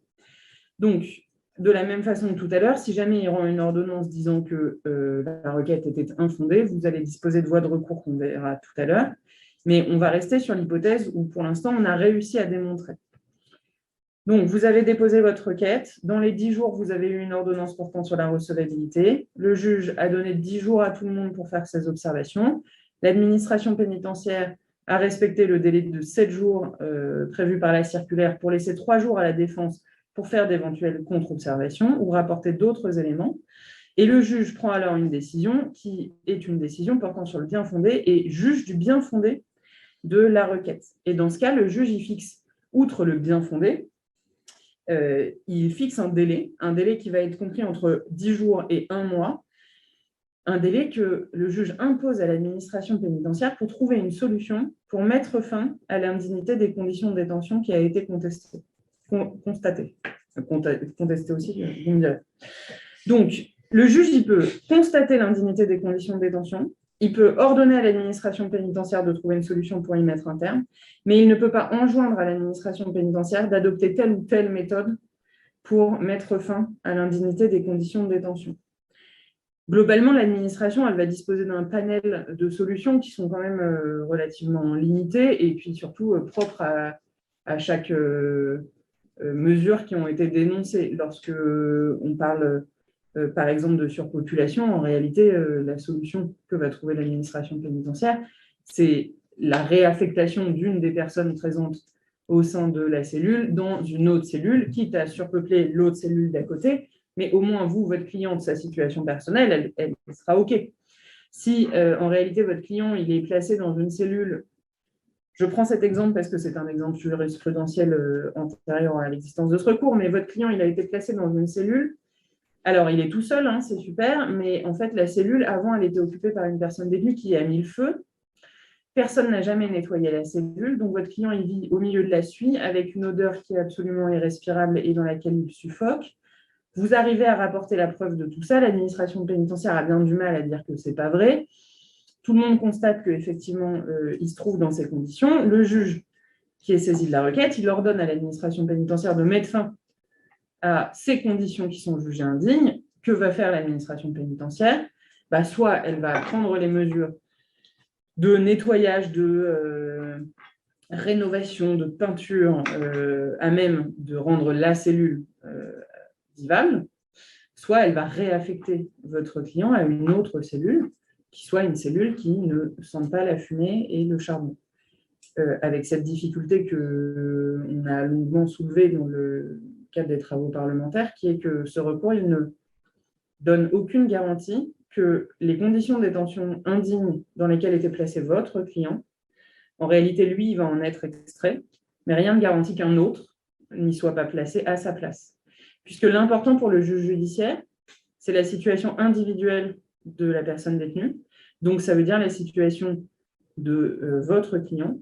Et que si on sort votre client de sa cellule indigne pour y mettre le voisin, et ça peut être la crainte, en tout cas c'est la crainte que moi j'exprime, qui va être celui qui aura le moins facilement accès au droit, donc celui qui ne parle pas français, celui qui n'a pas d'avocat, celui qui souffre de troubles psy, celui qui se trouve dans une situation qui, par la qualification pour laquelle il est incarcéré, le place déjà dans les pires conditions vis-à-vis du reste de la population pénale, et bien ceux-là, si on les place dans les pires conditions de détention, est-ce qu'ils viendront se plaindre? Est-ce qu'ils auront les moyens de venir se plaindre? Est-ce qu'ils auront les capacités de saisir un juge? Alors même que, manifestement, l'état de la cellule aura déjà été jugé indigne. Je n'en suis pas sûre, et rien dans ce recours ne permet de présenter de garantie sur ce point. En attendant, l'administration pénitentiaire, elle va donc disposer d'un certain nombre d'éléments pour venir remédier, adopter des mesures correctives vis-à-vis de constats qui auraient été faits par le juge. Et globalement, c'est ce que je disais, c'est la réalisation de travaux, la réalisation d'un certain nombre d'aménagements au sein de l'établissement, la réaffectation de la personne détenue à une autre cellule du même établissement, ou alors son affectation dans un autre bâtiment, ou dans un autre régime de détention qui viendra compenser la dureté d'un certain nombre de choses, et ou le transfèrement de la personne détenue dans un autre établissement pénitentiaire. Alors, lorsque vous êtes prévenu, en particulier mis en examen, il faudra l'accord du juge d'instruction. Et surtout, ce transfèrement, pour le coup, il emporte des conséquences qui sont des conséquences majeures sur l'incarcération et l'exécution de la peine de la personne qui est détenue, puisque, en particulier, si ce transfèrement il intervient sur plusieurs centaines de kilomètres, vous allez quand même être un petit peu embêté sur le rapport et le maintien des liens familiaux, à condition qu'il y en ait, et ou sur le parcours d'exécution de peine, lorsque vous êtes un condamné et que vous vous inscrivez en ce moment dans un parcours de réinsertion, être transféré à des centaines de kilomètres, en réalité, ça met à mal l'intégralité de votre parcours d'insertion. Donc, vous pouvez toujours refuser ce transfert. Vous pouvez le refuser, mais on va voir ensuite que ça peut avoir certaines conséquences qui ne sont pas des conséquences négligeables. Est-ce que, Nicolas, tu veux dire un mot sur ce que je viens de dire sur les mesures correctives? Peut-être, oui, enfin, tu continues, parce qu'après, qu'est-ce qui se passe une fois que… Ok. Et puis, je ferai un commentaire. Ok. Donc, l'administration pénitentiaire, elle a donc ce délai qui a été fixé par le juge entre 10 jours et 1 mois pour apporter une solution. Au terme de ce délai, elle apporte une solution. Elle vient dire au juge ce qu'elle a fait. Donc, elle a repeint la cellule, elle a nettoyé la cellule, elle a retiré une personne détenue, on se retrouve dans une situation qui est acceptable, ou alors elle a proposé un transfert et l'intéressé l'a accepté ou l'a refusé. À ce moment-là, le juge a, lui, de venir dire si les mesures correctives, elles ont été suffisantes ou insuffisantes. Si les mesures correctives proposées par l'administration pénitentiaire, elles ont été jugées suffisantes par le juge, il rend une ordonnance de non-lieu. Parce que, oui, la requête était recevable, oui, la requête était bien fondée, mais en réalité, la réponse qui a été apportée par l'administration pénitentiaire est venue corriger l'indignité des conditions de détention, et donc, il n'y a plus lieu à statuer sur une requête qui n'a plus de fondement. Si au contraire, le juge estime que la mesure corrective qui a été proposée par l'administration pénitentiaire, elle est insuffisante. Dans ce cas-là, le juge y rend une nouvelle ordonnance, une ordonnance qui vise à mettre fin définitivement, donc, désormais, puisqu'on arrive quand même au bout d'un processus, à l'indignité des conditions de détention. Et dans ce cas-là, on se retrouve quand même avec des options qui ne sont pas les mêmes en fonction du statut pénal de la personne qui est incarcérée. Si on est dans le cas d'un condamné, un condamné définitif qui est en exécution de peine, on a un condamné qui peut voir les conditions indignes de détention cesser par deux moyens, soit son transfert dans un autre établissement, transfert qui doit venir respecter son droit à la vie privée et familiale. Donc, s'il est à Nouméa et qu'on le transfère à Melun, c'est problématique si sa famille est à Nouméa. Sachant qu'on va attendre les résultats de la jurisprudence pour savoir et apprécier ce qu'est une atteinte portée au droit à la vie privée et familiale, parce que jusqu'à présent, les jurisprudences qu'on a administratives ne sont pas très réjouissantes sur le plan du respect des droits au sens de la défense en général. Mais est-ce qu'un transfert de Brest à Strasbourg, c'est attentatoire au droit au respect de la vie privée et familiale? Est-ce qu'un transfert de Melun à Clermont-Ferrand fait une atteinte au maintien des liens familiaux? Tout ça va devoir être apprécié au fur et à mesure, étant précisé que si la personne détenue a refusé un transfèrement, qu'on estime que ce transfèrement ne portait pas atteinte à son droit au maintien des liens familiaux, et quand bien même le juge viendrait constater l'indignité de ces conditions de détention, en réalité, il rendra quand même une ordonnance de non-lieu, considérant que l'administration pénitentiaire avait proposé une solution et que la personne détenue requérante a refusé cette solution. Quelque part, elle fait le choix de rester dans ces conditions indignes de détention. Donc, si vous êtes condamné, il y a deux options. Il y a le transfèrement, et puis sinon, il y a, de manière extraordinaire, la mise en liberté. Alors, la mise en liberté par l'octroi, si la personne est recevable, d'une mesure d'aménagement de peine. Et dans ce cas-là, au juge d'adapter et d'adopter les mesures les plus adaptées à sa situation, sa personnalité, etc. Si au contraire, on est dans la situation d'une personne qui est prévenue, la solution ne va évidemment pas forcément être rigoureusement la même. Alors, le même transfèrement peut être proposé dans les mêmes conditions, avec l'accord du juge d'instruction si on est sur une mise en examen. Mais par ailleurs, en ultime solution, arrive la mise en liberté qui peut être éventuellement assortie d'un contrôle judiciaire ou d'une assignation à résidence sous surveillance électronique. Voilà. Et alors, ce qui est intéressant, c'est que pour le prévenu, il n'est pas question de sauvegarder sa vie privée et sa vie familiale. Voilà, le texte, tout à fait. Voilà. Parce qu'il est prévenu, donc on s'en fiche de son maintien des liens familiaux. Voilà. Parce que ça ne va pas durer. J'imagine, dans le texte du législateur, évidemment, c'est pas moi qui dis un truc pareil. Je le précise, comme on a le masque. Mais oui, tout à fait. Absolument. Globalement, la solution qui va rester au juge, enfin, je ne sais pas ce qui va en être dans la pratique, mais ce qu'on peut craindre, c'est que le juge, il va ordonner des transferts, globalement.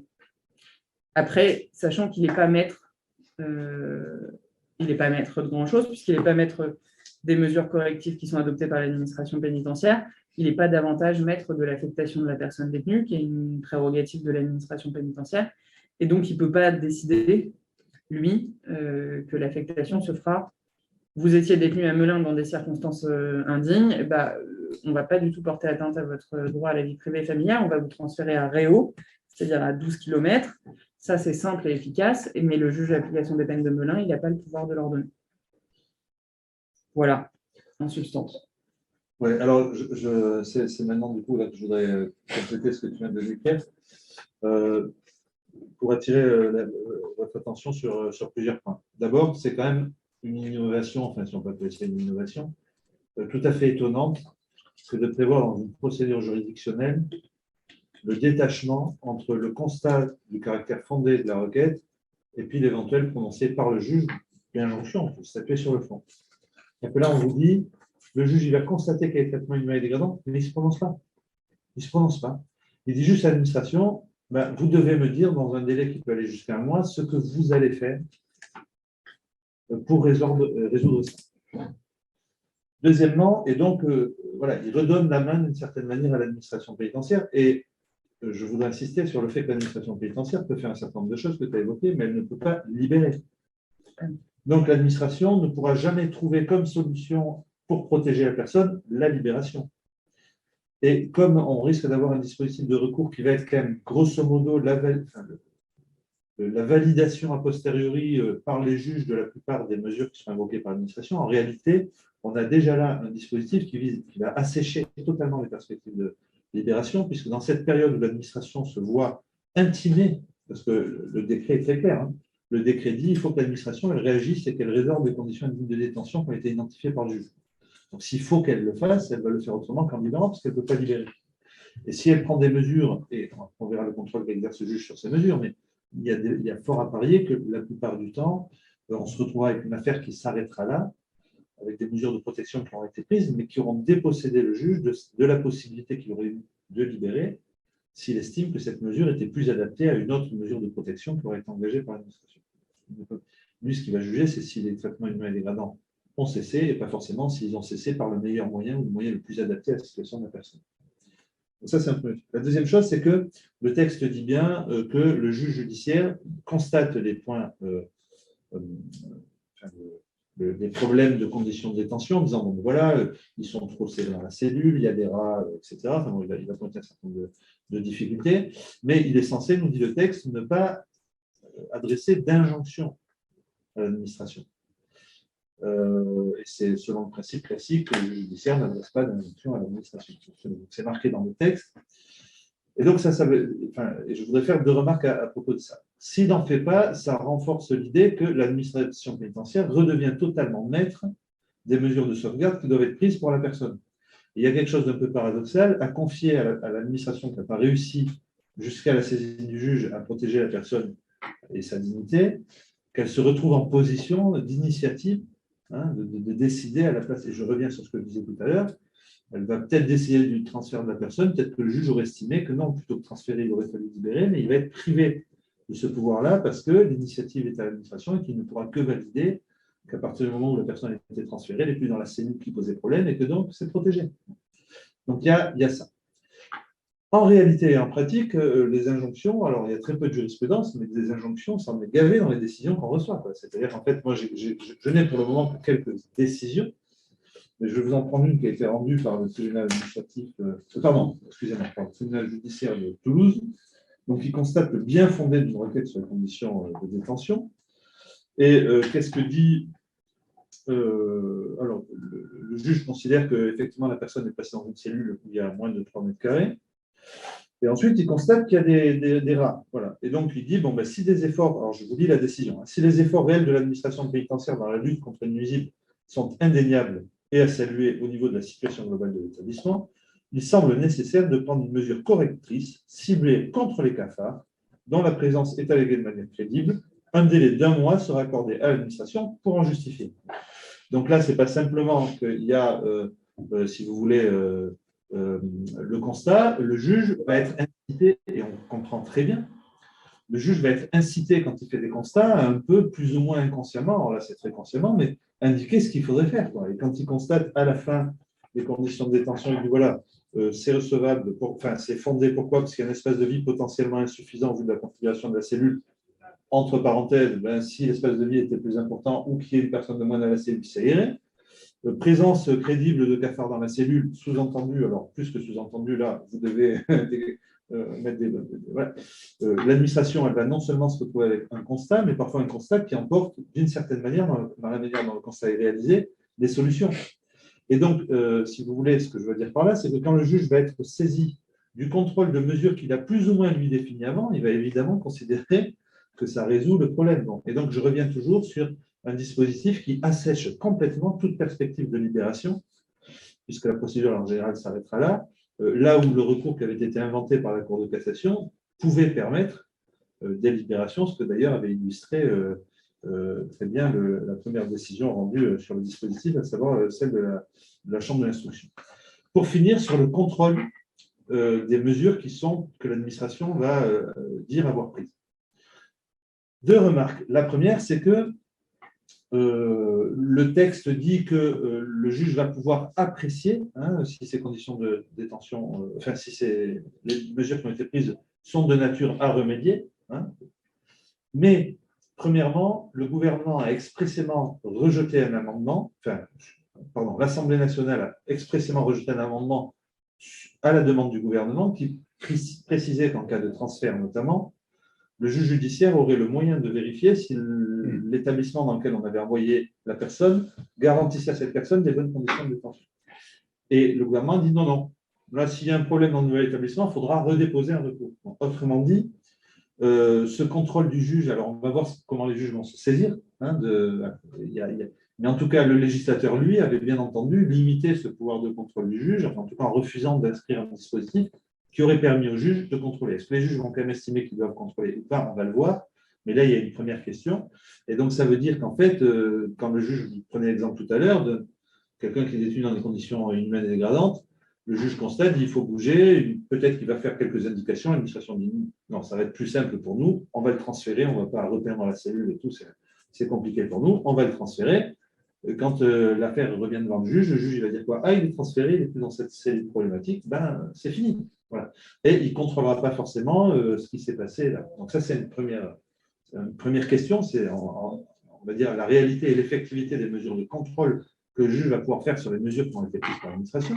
Et la deuxième chose, c'est que ce contrôle, il se fait sans que l'administration soit tenue, comment dire, il n'est pas suspensif. L'administration, elle va mettre les mesures, et puis ensuite, elle en informe le juge. Et le juge est informé après, en fait. On ne lui demande pas avant de vérifier si la mesure qui va être prise correspond, et notamment en cas de transfert. Et une fois que c'est fait, quoi. Enfin, je veux dire, on peut, voilà, au-delà du fait que le législateur, de toute façon, il ne faudrait pas qu'il contrôle, mais il n'y a pas de, si vous voulez, de mécanisme de recours, on va dire, suspensif qui vous permettrait, vous, dans le mois, parce qu'un mois, c'est long. Hein. Quand on dit à l'administration, vous devez, la requête est fondée, vous avez un mois pour résorber. Votre client, lui, rentre le soir même dans la cellule. Et l'administration, on a des exemples de gars qui ne se retrouvent plus dans la même cellule, dans une cellule où les vitres sont cassées, qui passent 48 heures à température un peu froide pour qu'ils apprennent à faire des recours de l'administration. Il y a tout ça, il y a toutes ces difficultés. Qu'est-ce qui se passe pendant un mois? Comment vous pouvez intervenir? Nous, on a été saisi par un avocat qui, justement, considérait que son client subissait une mesure de rétorsion, et pendant un mois, il n'y a plus de levier devant le juge judiciaire. Il y a une prochaine échéance, qui est cette date d'un mois où l'administration devra juste s'expliquer devant le juge, a posteriori, et sans avoir eu à attendre l'aval du juge pour mettre en œuvre ces mesures. Et entre-temps, si votre client est transféré d'une cellule à une autre, s'il y a des mesures de rétorsion, comme ça peut arriver parfois, etc., vous n'avez, en tout cas dans le juge judiciaire, absolument aucun mécanisme de protection et de contrôle. Donc tout ça, si vous voulez, fait que cette étape très particulière dans laquelle un juge va constater des traitements inhumains dégradants, au lieu de dire j'agis immédiatement pour y remédier, relance l'administration et donne en fait les clés à l'administration pour résoudre le truc avec finalement un juge qui probablement assez souvent se transforme en caisse d'enregistrement des décisions d'administration. Voilà, ça pose de véritables questions sur l'efficacité du dispositif. Et dans la mesure où, à mon sens, il assèche totalement toute perspective de libération, ça questionne en plus l'attractivité de ce recours pour les détenus, puisque s'ils s'exposent à des transferts, enfin, vous connaissez tous ça de vos clients, parfois on s'accommode de conditions de détention un peu sordides si, par ailleurs, on a enfin, après 2 ans d'attente, accès au terrain de foot parce qu'on était sur liste d'attente et qu'on n'a pas envie de repartir pour 2 ans en liste d'attente pour le terrain de foot de la prison dans laquelle on va nous renvoyer. Si on réussit enfin à avoir un parcours de soins un peu adapté dans la prison, on ne va pas changer, même si on est dans des conditions indignes, etc. Donc ce risque du transfert, cette centralité du transfert comme mesure possible, elle est extrêmement dissuasive. Et donc si tout le dispositif de la procédure vise finalement à favoriser ça et à assécher toute perspective raisonnable de libération, il est probable que certains de vos clients hésitent. En tout cas, ce sont des discussions que vous aurez avec vos clients sur le bilan coût-avantage à engager cette procédure, ce qui est quand même extrêmement problématique quand il faut discuter d'un coût-avantage d'une procédure qui vise à sauvegarder la dignité des personnes. Donc, il y aura certainement, la jurisprudence va devoir, les juges vont être confrontés à des questions et probablement qu'il y a des choses qui vont bouger. Et je ne suis pas certain que les juges acceptent totalement d'être impuissants, notamment lorsque l'administration revient avec des solutions et qu'on les met un peu devant le fait accompli. Voilà. Mais en tout cas, en l'état du dispositif, il va y avoir des batailles à mener parce que tel qu'il est écrit aujourd'hui, il soulève des tas de questions. En tout cas, j'ai essayé d'en évoquer quelques-unes à ce stade. Je rappelle juste, je te laisse parler, Sophie, je suis désolée, c'est le problème des avocats. Je rappelle juste que le client, il peut refuser le transfert. Et donc, dans le bilan coût-avantage qu'on fait, et en fait, on fait tout le temps, la discussion coût-avantage de n'importe quel recours pour une personne détenue, c'est une conversation qu'on a au parloir, mais c'est le cas face à des violences pénitentiaires, c'est le cas en commission de discipline, c'est le cas tout le temps. Donc ça, quelque part, la personne détenue qui est incarcérée, elle est habituée au combien à mesurer son risque. Et là, il faut quand même, nous, réussir à convaincre qu'en réalité, alors le risque de rétorsion, il existe derrière d'administration pénitentiaire fâchée qui te classe dans des conditions encore plus difficiles pour te faire bien comprendre que c'est ça la vie, ou te prive d'activité, ou oublie de venir te chercher pour des parloirs, tout ça existe. Mais le risque d'un transfert, finalement, il est illimité puisqu'on peut le refuser. Alors, la sanction, c'est que si on le refuse et que, de fait, on n'est pas dans des conditions que le juge va estimer être attentatoires à ton droit à la vie privée et familiale, en réalité, c'est juste qu'il rendra une décision disant que oui, il y a des conditions indignes, mais qu'on a refusé la solution proposée par l'administration qui avait l'air adaptée, et donc, du coup, nous renverra dans nos conditions indignes. En fait, on y était déjà. Donc, conditions indignes pour conditions indignes, on pouvait légitimement espérer que l'administration propose autre chose qu'un transfert, et donc se dire que ça valait le coup d'essayer. Moi, ce qui m'embête plus, c'est les mesures de rétorsion et le fait que rien ne soit prévu, ni pour les dénoncer, ni pour les parer du côté de l'administration. Oui, je voulais juste rebondir sur ce que tu disais, Nicolas, par rapport au fait que le juge judiciaire n'a pas moyen de vérifier que le transfert, notamment, permettrait de remédier à l'indignité des conditions de détention, dans le sens où le lieu dans lequel le détenu est transféré respecte cette dignité. C'est quelque chose que nous aussi, que le syndicat de la magistrature avait fait valoir aussi au Parlement, qui n'a pas été retenu. Mais on peut quand même penser que les magistrats ne vont pas être insensibles à ce type d'argumentation. Donc, ça me paraît tout à fait légitime et utile pour les avocats de le faire valoir dans les observations, donc avant la dernière décision qui sera rendue, c'est-à-dire de mettre en évidence que si c'est un transfèrement qui est prononcé ou si le juge judiciaire envisage un transfèrement, il faut qu'il se rende compte qu'il n'a pas la capacité de vérifier, ni le pouvoir ni la capacité de vérifier que ce transfert, c'est les deux. Que ce transfèrement permettra de mettre fin à l'indignité des conditions de détention au sens continu et pas de l'indignité dans cette cellule-là. Et donc, je pense que c'est important de mettre ça en évidence, tout comme le fait qu'un changement de cellule, si c'est la cellule qui est affectée par des désordres qui constituent l'indignité des conditions de détention, le juge ne sera pas non plus insensible au fait que la réponse qui consiste à dire on l'a changé de cellule exposera un autre détenu à cette même indignité. Alors, c'est peut-être un peu plus loin du contentieux dans lequel vous intervenez, parce que vous ne parlez que de votre client, évidemment, et vous n'êtes pas là pour... vous n'aurez pas forcément le temps ou la place d'évoquer la situation du prochain, mais je pense que c'est quand même des choses où les magistrats sont susceptibles de se dire tiens, ça, c'est quand même... c'est quoi ce recours dans lequel on demande de faire quelque chose, de faire respecter un principe quand même assez important dans un État démocratique, et puis en fait je suis limitée dans mes pouvoirs. Donc, je pense qu'il y a quand même quelque chose à voir là-dessus, parce que effectivement les premières décisions montrent que les juges judiciaires qui reconnaissent la recevabilité ou le bien fondé des requêtes s'emparent quand même assez largement des dispositions de la loi. Et alors, justement, dans les premiers cas d'espèces qui sont tombés, est-ce qu'on a été confronté à une situation où l'administration proposait non pas un transfèrement, mais un transfert dans une autre cellule? Et dans cette hypothèse, est-ce que l'établissement apportait des garanties pour montrer que le détenu allait être dans des conditions dignes de détention cette fois? Est-ce que le juge s'intéressait à cette question, ou est-ce qu'au contraire, on était... Je ne sais pas si vous avez été confronté à des cas d'espèces sur ce sujet. Alors, en fait, pour rebondir sur ce que je disais tout à l'heure en introduction, il y a, à ma connaissance en tout cas, très peu de recours qui ont été engagés, et donc très peu de jurisprudence.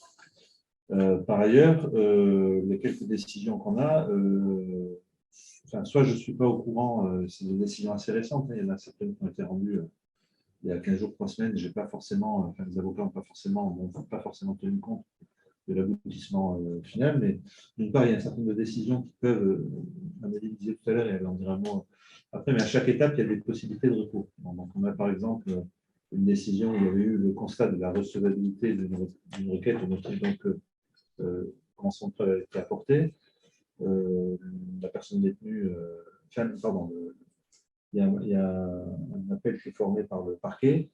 15 jours après, la Cour a cassé la décision de recevabilité avant même que le juge se soit prononcé sur le caractère fondé, et ça s'arrête là. Donc on a, si tu veux, sur les 4 ou 5 décisions, je n'ai aucune décision où j'ai la décision qui doit être prise une fois après la décision sur le caractère fondé, la dernière décision qui est celle sur la décision au fond, c'est-à-dire je valide. Voilà, sur toutes les décisions que j'ai pas la solution. Je ne sais pas aujourd'hui quels seraient les. Comment on pratique ça. Ouais, c'est ça, le dispositif. Tu voulais intervenir? Oui, j'ai oublié de dire autre chose. Enfin, il y a, je pense aussi, un autre élément sur lequel le juge pourrait ne pas être insensible, que ce soit le juge d'application des peines ou le juge des libertés de la détention. C'est dans l'appréciation de ce qu'a fait l'administration et savoir si ça a mis fin ou pas à l'indignité des conditions de détention. C'est la preuve que rapporte l'administration de ce qu'elle allègue à ce stade, parce que là, c'est elle qui est censée expliquer comment elle a mis fin. Et là, il y a quand même on n'est pas en matière administrative, en matière judiciaire, on a quand même l'habitude de prendre des décisions en fonction de ce qui est produit comme élément de preuve. Et je pense que vous seriez, en tant qu'avocat du requérant, tout à fait fondé à exiger que l'administration rapporte la preuve réelle que ce qu'elle allègue est vrai en matière de fin d'indignité des conditions de détention à ce stade, c'est-à-dire juste avant que le juge rende sa décision sur le bien fondé de la requête.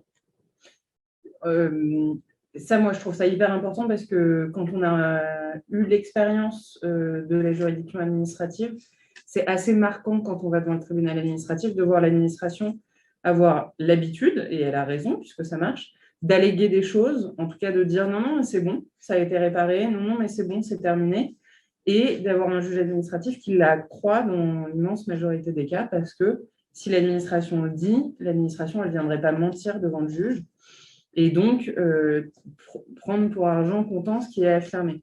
C'est, pour ceux qui ont l'habitude du judiciaire, quelque chose qui est toujours un tout petit peu perturbant de voir une partie pouvoir alléguer quelque chose sans jamais en rapporter la preuve et avoir un magistrat en face de soi qui considère que c'est OK parce qu'en réalité, comme elle a l'autorité, elle a forcément une parole de vérité. Ça, moi, je veux bien croire que devant le juge judiciaire, ça ne va plus marcher. Et que, au même titre que nous, on nous demande sans arrêt de venir produire la preuve de ce qu'on affirme, je pense que les réflexes du juge judiciaire, on peut espérer que ce ne soit pas l'espèce de connivence tout à fait insupportable qu'il peut parfois exister entre le juge administratif et l'administration. Voilà. On poursuit sur les voies de recours. Alors, on peut poursuivre sur les voies de recours, bien sûr. Donc, les voies de recours. Est-ce que ce n'est pas le moment de parler de l'élément nouveau? Ah, mais je t'en prie. Vas-y, parlons de l'élément nouveau d'abord. Oui, il y a, avant de parler des voies de recours, sur la possibilité de redéposer une nouvelle requête une fois que la première, a déposé une succession de requêtes. C'était une forte inquiétude du législateur et il y a donc ces petites lignes qui disent aucune nouvelle requête ne peut être formée tant qu'il n'a pas été statué dans les délais prévus au présent article sur une précédente requête ou si celle-ci a été jugée infondée tant qu'un élément nouveau ne modifie pas les conditions de détention. Donc, l'idée, c'était a priori d'éviter, comme les demandes de mise en liberté, qu'on puisse en déposer chaque jour et que par inadvertance, un magistrat oublie de statuer ou ne voit pas, la requête ne lui parvienne pas puisqu'elle peut être transmise sans délai et que quelqu'un soit libéré sur ce fondement. Donc, il y a cette précaution à laquelle il peut être, qu'on peut éviter. Donc, s'il y a un élément nouveau, on peut déposer une nouvelle requête même après une ordonnance d'irrecevabilité. Et je pense que cet élément nouveau, il peut quand même être interprété assez largement. Et parce que les conditions matérielles de détention, elles peuvent évidemment évoluer assez rapidement. Il y a quand même souvent des mouvements, une troisième personne qui arrive ou qui repart, etc. Et qu'il ne faut pas se laisser décourager par cette disposition et s'en saisir parce que c'est de manière assez évidente excessivement restrictif d'avoir mis cette précision et donc d'autant plus justifié de pouvoir redéposer une requête si jamais il y a un rejet qui serait, selon vous, infondé, injustifié. Est-ce que tu veux dire un mot de l'articulation avec un recours administratif? Oui, alors peut-être, oui, juste une précision pour dire que, alors, donc on fait ça avant les recours. Bon, comme tu Oui, veux. donc ça. là, on est. La question s'est posée quand la loi a été votée de savoir comment articuler l'existence de ce recours judiciaire avec un recours administratif qui peut toujours être fait devant le juge administratif, notamment en référé.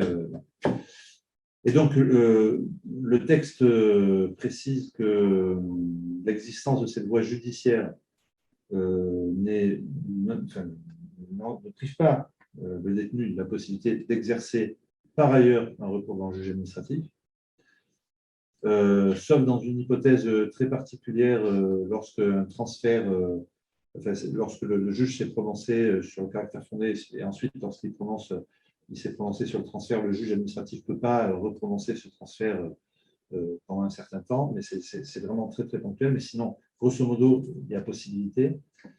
Il faut que vous sachiez que dans le projet du gouvernement, le projet de loi, le gouvernement a imaginé un truc tout à fait étonnant, c'est-à-dire de conditionner la possibilité pour un détenu de saisir le juge judiciaire au fait qu'il est saisi avant en référé au juge administratif. Il y avait une espèce d'usine à gaz dans le premier projet du gouvernement qui n'a pas été maintenu. Et donc, c'est posé quand même la question de savoir l'articulation. Et je vous dis, il n'y a pas d'impossibilité. Alors, la question, évidemment, c'est est-ce qu'il y a des hypothèses où ça pourrait se trouver justifié qu'on saisisse à la fois le juge judiciaire et le juge administratif. Il y a une obligation d'informer quand même. Oui, il y a une obligation d'informer si on saisit le juge, mais donc si on saisit le juge administratif après avoir saisi le juge judiciaire, il faut informer le juge judiciaire. Si on l'a saisi avant, il faut aussi informer le juge judiciaire en cas de sa requête. Et exactement la même chose, l'information doit se faire aussi dans le juge administratif. Mais la question, c'est de savoir stratégiquement dans quelle configuration, hypothèse, ça pourrait se poser. Et donc, moi, je vous parlais tout à l'heure d'une situation dans laquelle cette possibilité d'articulation s'est posée. Je voudrais juste vous en dire deux mots pour illustrer. Donc, je reviens sur cette décision, sur cette affaire qui est suivie par un avocat de Toulouse, dans lequel, dans cette affaire, il obtient une décision constatant le caractère fondé de sa requête sur les conditions de détention. Article 3, c'est la prison de Seyss, qui a été visée par des recommandations d'urgence du CGLPL. Donc, c'est l'horreur des conditions de détention de cet établissement est quand même assez documentée. Donc, il obtient une décision de caractère fondé. Donc, l'administration, selon le dispositif qu'a décrit tout à l'heure Amélie, elle dit, bon, ben, c'est fondé, je laisse un mois à l'administration pour remédier à deux points, c'est ce que je vous ai dit tout à l'heure, c'est-à-dire à la fois le fait qu'ils sont que ils sont trois dans 9 mètres carrés ou qu'il y a moins de 3 mètres carrés d'espace personnel dans la cellule, et deuxièmement, la question de la dératisation dans la cellule. Le détenu, lui, rentre après, il retourne en prison, en tout cas, l'administration est destinataire de la décision, et c'est à ce moment-là que le détenu, en tout cas que l'avocat apprend avec 48 heures de décalage que son client, lorsque la décision a été rendue, s'est retrouvé à ne pas pouvoir s'alimenter pendant au moins 24 heures, à être placé dans une cellule qui était extrêmement froide, seule, mais extrêmement froide parce qu'il y avait une vitre cassée. Et donc, il y a des réflexions qui ont été faites par les surveillants, lui disant puisque tu as fait un recours, tu vas voir un peu. Et donc, cet avocat apprend ça par le biais de la famille qui avait vu ce monsieur au parloir. Très rapidement, il se rend en détention. Le détenu lui confirme tous ces éléments. Et donc, c'est à ce moment-là qu'il prend contact avec moi et on décide de tenter à ce moment-là un référé liberté pour obtenir en urgence du juge des référés des mesures de protection vis-à-vis de la situation de rétorsion dans laquelle il se trouve. Et donc, vous voyez que là, on se retrouve dans une situation, le juge avait donné à l'administration un rendez-vous dans 3 semaines. Le détenu, lui, disait, ma situation, elle évolue dès maintenant et pas du tout de façon positive. Et je considère que c'est des mesures de rétorsion. Et qu'est-ce que je peux faire? Je vous ai indiqué tout à l'heure que l'avocat a communiqué cette info au juge judiciaire, mais sans pouvoir obtenir de lui quoi que ce soit. Il a juste informé. Et il fait un référé, lequel référé a été perdu pour les problèmes qu'évoque la MELIS, c'est-à-dire que le juge administratif a considéré que le détenu n'apportait pas la preuve des mesures de rétorsion. Voilà. Et donc, voilà, c'est une configuration possible qui serait de saisir le juge administratif d'une dégradation des conditions de détention dans le temps qui a été laissé à l'administration pour éventuellement remédier et surtout justifier devant le juge judiciaire de ce qu'elle a fait. C'est une intervention possible du juge des référés. Évidemment, le juge des référés pourrait aussi être saisi après une décision rejetant sa requête. Ça a été fait aussi à Toulouse dans une autre configuration, enfin, une autre affaire que celle que j'évoquais, où la chambre de l'instruction avait estimé qu'il n'y avait pas de conditions contraires à l'article 3 et où l'avocat s'est ensuite tourné vers le juge administratif qui, lui, a estimé que le fait que les toilettes dans la cellule n'étaient pas cloisonnées posait un problème sur l'article 3 et a enjoint à l'administration de cloisonner ces fameuses toilettes. Voilà. Donc, il y a cette articulation possible. Boris a annoncé qu'on ferait d'autres formations. Il y a notamment une formation sur les référés administratifs. Et dans le cadre de cette formation, on creusera un petit peu justement l'articulation possible avec peut-être un peu plus de recul aussi que ce qu'on en a aujourd'hui. Mais voilà, je voulais en dire 2 mots parce que il y a une quinzaine de jours, j'ai été amené à être questionné par un avocat sur ce qui pouvait être fait. Et donc, on a tenté de le mobiliser. Et alors, ce qui est assez intéressant, c'est qu'en fait, on voit bien les deux cultures vous avez, dans un cas, un juge judiciaire qui a fait son instruction, considéré qu'il y avait des problèmes, mais qui est pris dans une procédure qui lui laisse 3 semaines à l'administration pour faire un peu ce qu'elle veut. Et de l'autre côté, mais il a entendu le détenu, enfin, il y a eu un vrai débat, etc. Et de l'autre côté, un juge administratif est saisi. Lui, l'avantage de sa procédure, c'est qu'en 48 heures, il se prononce. Donc, ça va beaucoup plus vite que la procédure judiciaire. L'inconvénient, c'est effectivement que pour arriver à démontrer quelque chose dans le juge administratif, on est devant un juge qui est quand même beaucoup plus conciliant vis-à-vis de l'administration. Dans cette affaire, voilà. La seule chose que ça a fait, c'est que, évidemment, avec l'audiencement du référé liberté, comme par hasard, le détenu, le matin de l'audiencement, était retourné dans une cellule normale. Donc, le juge administratif, sur le volet cellule, a considéré qu'il était revenu dans des conditions de détention qui en tout cas temporaires, qui ne justifiaient plus son intervention. Et ensuite, sur le volet mesures de protection par rapport aux rétorsions, il a estimé que les rétorsions n'étaient pas établies et que donc il n'avait rien à enjoindre sur ce terrain de l'administration. Mais du coup, le référé, qui vient d'une certaine manière au milieu du jeu de quilles, a conduit l'administration à rechanger le gars de cellule dans l'attente de l'examen de la situation pour le juge judiciaire à 15 jours ou 3 semaines. Voilà. Donc, il y a des interférences possibles, il y a des croisements possibles. Inutile de vous dire que l'avocat qui a fait ça était quand même extrêmement motivé et que j'imagine, je conçois assez facilement, que ça sera extrêmement difficile dans un certain nombre de procédures pour les avocats de pouvoir multiplier ces procédures d'urgence, très bref délai et dans des conditions financières la plupart du temps plus que limitées de la part des clients. Ouais. Je n'ai pas regardé c'était combien de délais. Du coup, sur les recours. Alors, il existe des voies de recours. Il existe des voies de recours absolument à toutes les étapes de la procédure et des voies de recours qui s'exercent dans des délais qui sont des délais agréables puisque on a 10 jours à chaque fois pour faire appel des ordonnances du juge compétent, que ce soit l'ordonnance sur la recevabilité, l'ordonnance sur le bien fondé ou au contraire jugeant que c'était mal fondé, l'ordonnance de non-lieu à statuer, tout ceci à chaque fois dans un délai de 10 jours qui est porté devant le juge naturel du second degré. Donc lorsque c'était le juge de l'application des peines qui était compétent, ça part au président de la chambre de l'application des peines, et quand au contraire c'était le juge de la liberté de la détention, ça part devant le président de la chambre de l'instruction de la cour d'appel. Je n'ai pas repris. Et pareil pour le juge des enfants, j'ai plus les mineurs, les voies de recours. Donc, voilà. pourquoi je dis que c'est des délais agréables? Parce qu'en matière d'application des peines, par exemple, toutes les décisions qui sont prises par le juge par ordonnance, elles sont susceptibles d'un délai susceptibles d'appel dans un délai seulement de 24 heures, ce qui est vraiment un délai tout à fait indécent pour permettre ne serait-ce qu'au client détenu de s'entretenir avec son avocat. Donc, on se retrouve, nous, là, dans un délai de 10 jours. Et ensuite, il y a d'autres décisions qui peuvent faire l'objet d'un recours, et c'est par exemple les décisions de transfèrement. Si par exemple le détenu estime que cette décision, elle porte en elle-même atteinte à son droit au respect à la vie privée et familiale. Et donc là encore, il a un délai de 10 jours pour former son recours devant le président de la Chambre de l'application des peines, la Chambre de l'instruction, peu importe. Et dans ce cas-là, le juge doit se prononcer dans un délai de 15 jours à compter de la réception du dossier. Sinon, la décision de transfèrement deviendra caduque. Ceci étant dit, on va quand même préciser que le non-respect des délais n'entraîne jamais dans cette procédure la remise en liberté. On est bordé de ce côté-là, tout va bien. Personne ne sortira sur un malentendu. C'est quelque chose qui avait été vivement demandé d'ailleurs, parce qu'on était entendu par les Oui. parlementaires, mais qui était tellement terrifié à l'idée que ce recours puisse faire sortir des gens, bon, évidemment, il va être...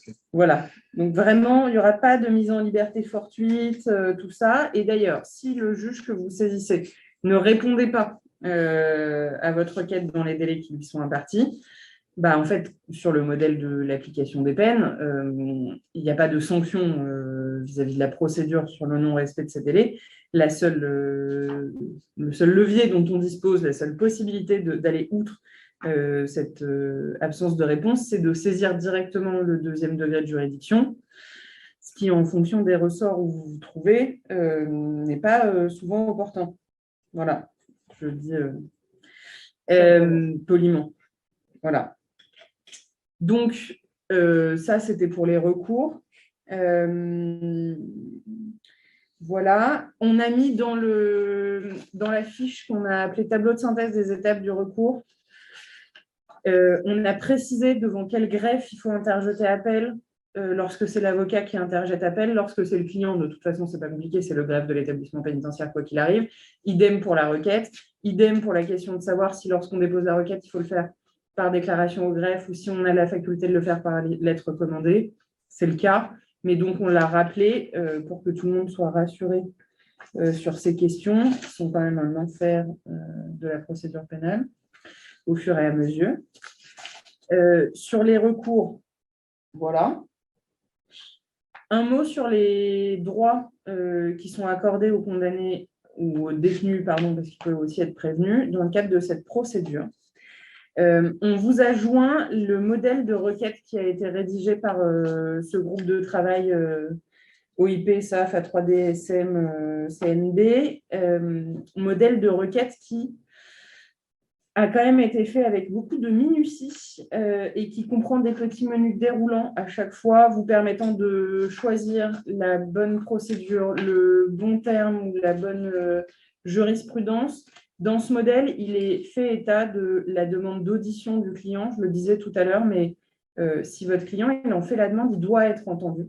A contrario, s'il n'en a pas formé la demande dans le cadre de sa requête initiale, on va avoir beaucoup de mal à obtenir derrière son audition si le juge ne veut pas l'entendre, puisqu'il faut qu'il le demande. Et par ailleurs, ce modèle de requête, il rappelle aussi l'ensemble des jurisprudences utiles en matière de critères de jurisprudence de la Cour de cassation, mais aussi de jurisprudence de la Cour européenne des droits de l'homme, et l'ensemble des leviers que vous pouvez invoquer, mais aussi des sources que vous pouvez invoquer. Et par exemple, il prend en compte, il rappelle, il vous indique, il vous permet d'aller chercher le rapport explicatif de la Convention pour la prévention de la torture, les éventuels rapports qui ont été faits pour tel ou tel établissement, les normes du CPT, du Comité européen de prévention et de lutte contre la torture et les traitements inhumains et dégradants, le document espace vital par détenu dans les établissements pénitentiaires, les recommandations sur les règles pénitentiaires européennes,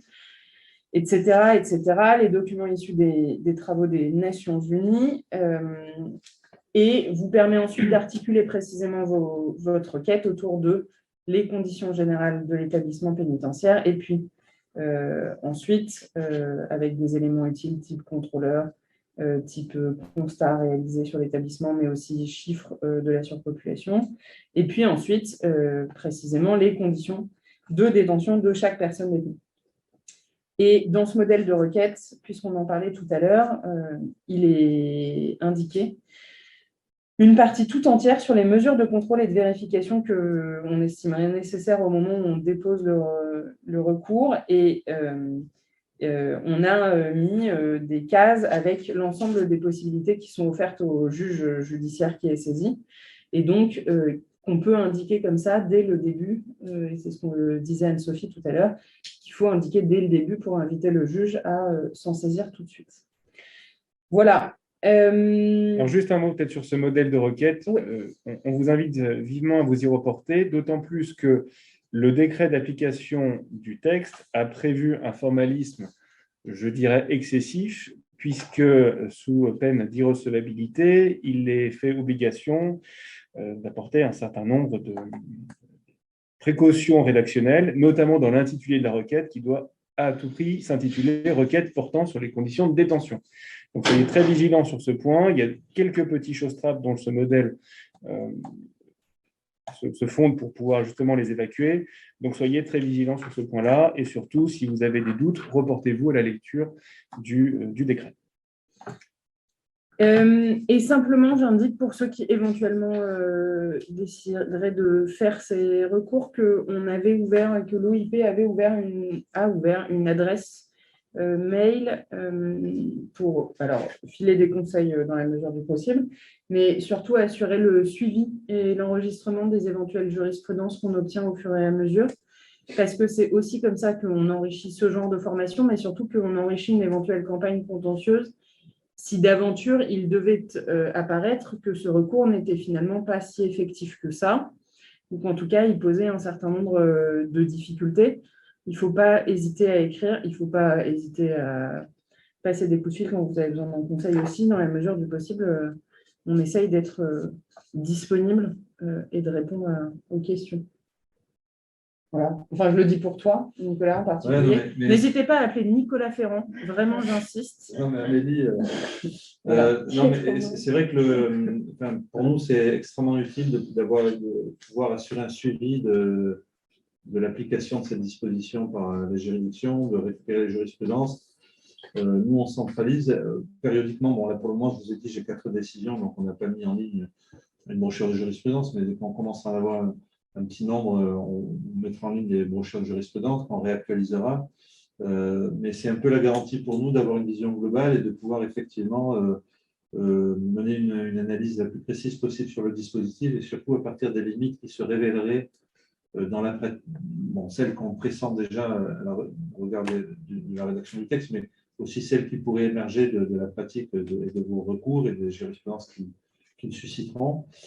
C'est à partir de ça qu'on replanifiera s'il le faut et si c'est utile une campagne contentieuse, pourquoi pas encore à la Cour européenne des droits de l'homme. Celle qu'on a menée sur JMB contre France, elle a notamment reposé sur la documentation très précise des limites du juge des référés liberté. C'est comme ça qu'on a obtenu gain de cause, notamment sur cette question du recours. Et donc, il faut qu'on soit en capacité de documenter vraiment la pratique qui va être faite de ce recours pour pouvoir en faire l'analyse, identifier les limites et identifier à quel niveau les stratégies contentieuses peuvent être conduites. On a volontairement, dans ce groupe de travail, décidé de ne pas engager de recours à ce stade, ni contre la circulaire, ni contre le décret du texte de loi, précisément pour pouvoir armer d'éventuelles requêtes sur la base d'une expérience partagée de dispositifs et pas demander au Conseil d'État un contrôle théorique et en surplomb de ce texte dont on sait que dans ces conditions, il serait inévitablement validé dans toutes ces dimensions. Donc voilà, nous, on a vraiment besoin de vos retours et de vos jurisprudences pour pouvoir continuer le travail. En fait. Voilà. Alors, je n'ai pas de questions dans le chat. Moi, j'ai juste une toute dernière précision à faire, c'est que s'agissant des éléments de preuve dont on pourrait disposer en amont pour la question de la recevabilité de la requête, il y a depuis la loi Confiance une nouvelle prérogative du bâtonnier qui peut visiter les lieux de privation de liberté. Et nous sommes en train de travailler au CNB sur un guide à l'attention de tous les bâtonniers pour leur donner quelques conseils lorsqu'ils s'empareront de ce droit, et certains d'ailleurs s'en sont déjà emparés. Et ce sont des éléments, on espère bien qu'ils vont surtout rédiger des rapports à l'issue de leur visite, et ce sont des rapports qui permettront aussi de fonder vos requêtes pour détailler les conditions de détention dans lesquelles vos clients sont détenus. Excusez-moi, je précise aussi autre chose, c'est que le bâtonnier est membre de droit du conseil d'évaluation des établissements pénitentiaires, qui est un conseil d'évaluation présidé par des autorités judiciaires, mais regroupant un certain nombre de partenaires. Et le bâtonnier est membre de droit de ce comité, qui doit se réunir une fois par an. En fonction des lieux, c'est parfois un contrôle un peu superficiel et convenu de la situation d'établissement, mais parfois les rapports sont, et parfois même il n'y a pas du tout de conseil d'évaluation, comme on l'a fait constater récemment à Toulouse. Mais il arrive que dans ces rapports, il y ait des informations, parce que l'administration, c'est aussi un lieu pour elle où elle expose les difficultés qu'elle a. Et donc, c'est possible de s'appuyer sur ces rapports parfois pour documenter la situation aussi des établissements. Alors, on est toujours sur la documentation générale, mais ça peut être utile. Et ces rapports, le bâtonnier, en tant que membre de droit du conseil d'évaluation, il est censé recevoir tous les ans copie du rapport du conseil d'évaluation. Et donc, je pense que vous pouvez aussi vous adresser à vos bâtonniers pour que ce rapport soit mis à disposition de la profession, que vous puissiez le consulter et éventuellement en tirer aussi des éléments d'argumentation. Je veux bien ajouter. Oui, bien sûr. S'il n'y a pas de questions. Non, non. Oui, un mot pour revenir sur ce que tu disais au début, Boris, sur le positionnement de l'administration pénitentiaire, parce qu'il y a eu effectivement, comme ça a été diffusé dans la presse, un courrier adressé par le directeur de l'administration pénitentiaire à plusieurs chefs de cour qu'on appelle du territoire pour les alerter sur l'état de leurs établissements et insister sur le rôle que les magistrats peuvent avoir à jouer sur cette surpopulation carcérale et cet encombrement des établissements. Alors, ce que je veux dire, c'est qu'il y a peut-être un contexte favorable. Là, on a insisté sur le fait que l'administration pénitentiaire avait un peu la main sur les réponses qui peuvent être apportées à des requêtes pour portant sur l'indignité des conditions de détention, mais peut-être qu'il y a quelque chose, que le contexte est favorable pour justement exercer ces recours, parce que l'administration pénitentiaire a exprimé là un positionnement quand même en faveur d'une décroissance carcérale, je pense qu'on peut le dire comme ça. Après, il y avait c'était peut-être maladroit vis-à-vis des magistrats, parce que les magistrats n'aiment pas que l'administration leur dise quoi faire, évidemment, mais il n'empêche que c'est très notable et je pense inédit, pour ne pas dire historique, qu'il y ait ce genre de courrier qui soit diffusé. Après, bon, nous, au syndicat de la magistrature, on ne considère pas que c'est forcément la façon d'obtenir la décroissance carcérale que d'avoir recours à la bonne volonté des magistrats, mais parce qu'il y a par ailleurs tout un dispositif, que ce soit la pression du taux de réponse pénale ou le recours aux procédures rapides, etc., qui conduit à cette surpopulation carcérale. Mais il n'empêche que ça marque quand même on va dire un contexte qui peut être favorable au recours dont on a parlé dans cette formation. Ouais. Eh bien, merci à vous pour être venu jusqu'ici pour nous expliciter ce recours. Je réponds aux questions de pure forme. Oui, la session est enregistrée et il y aura une rediffusion sur le site du CNB.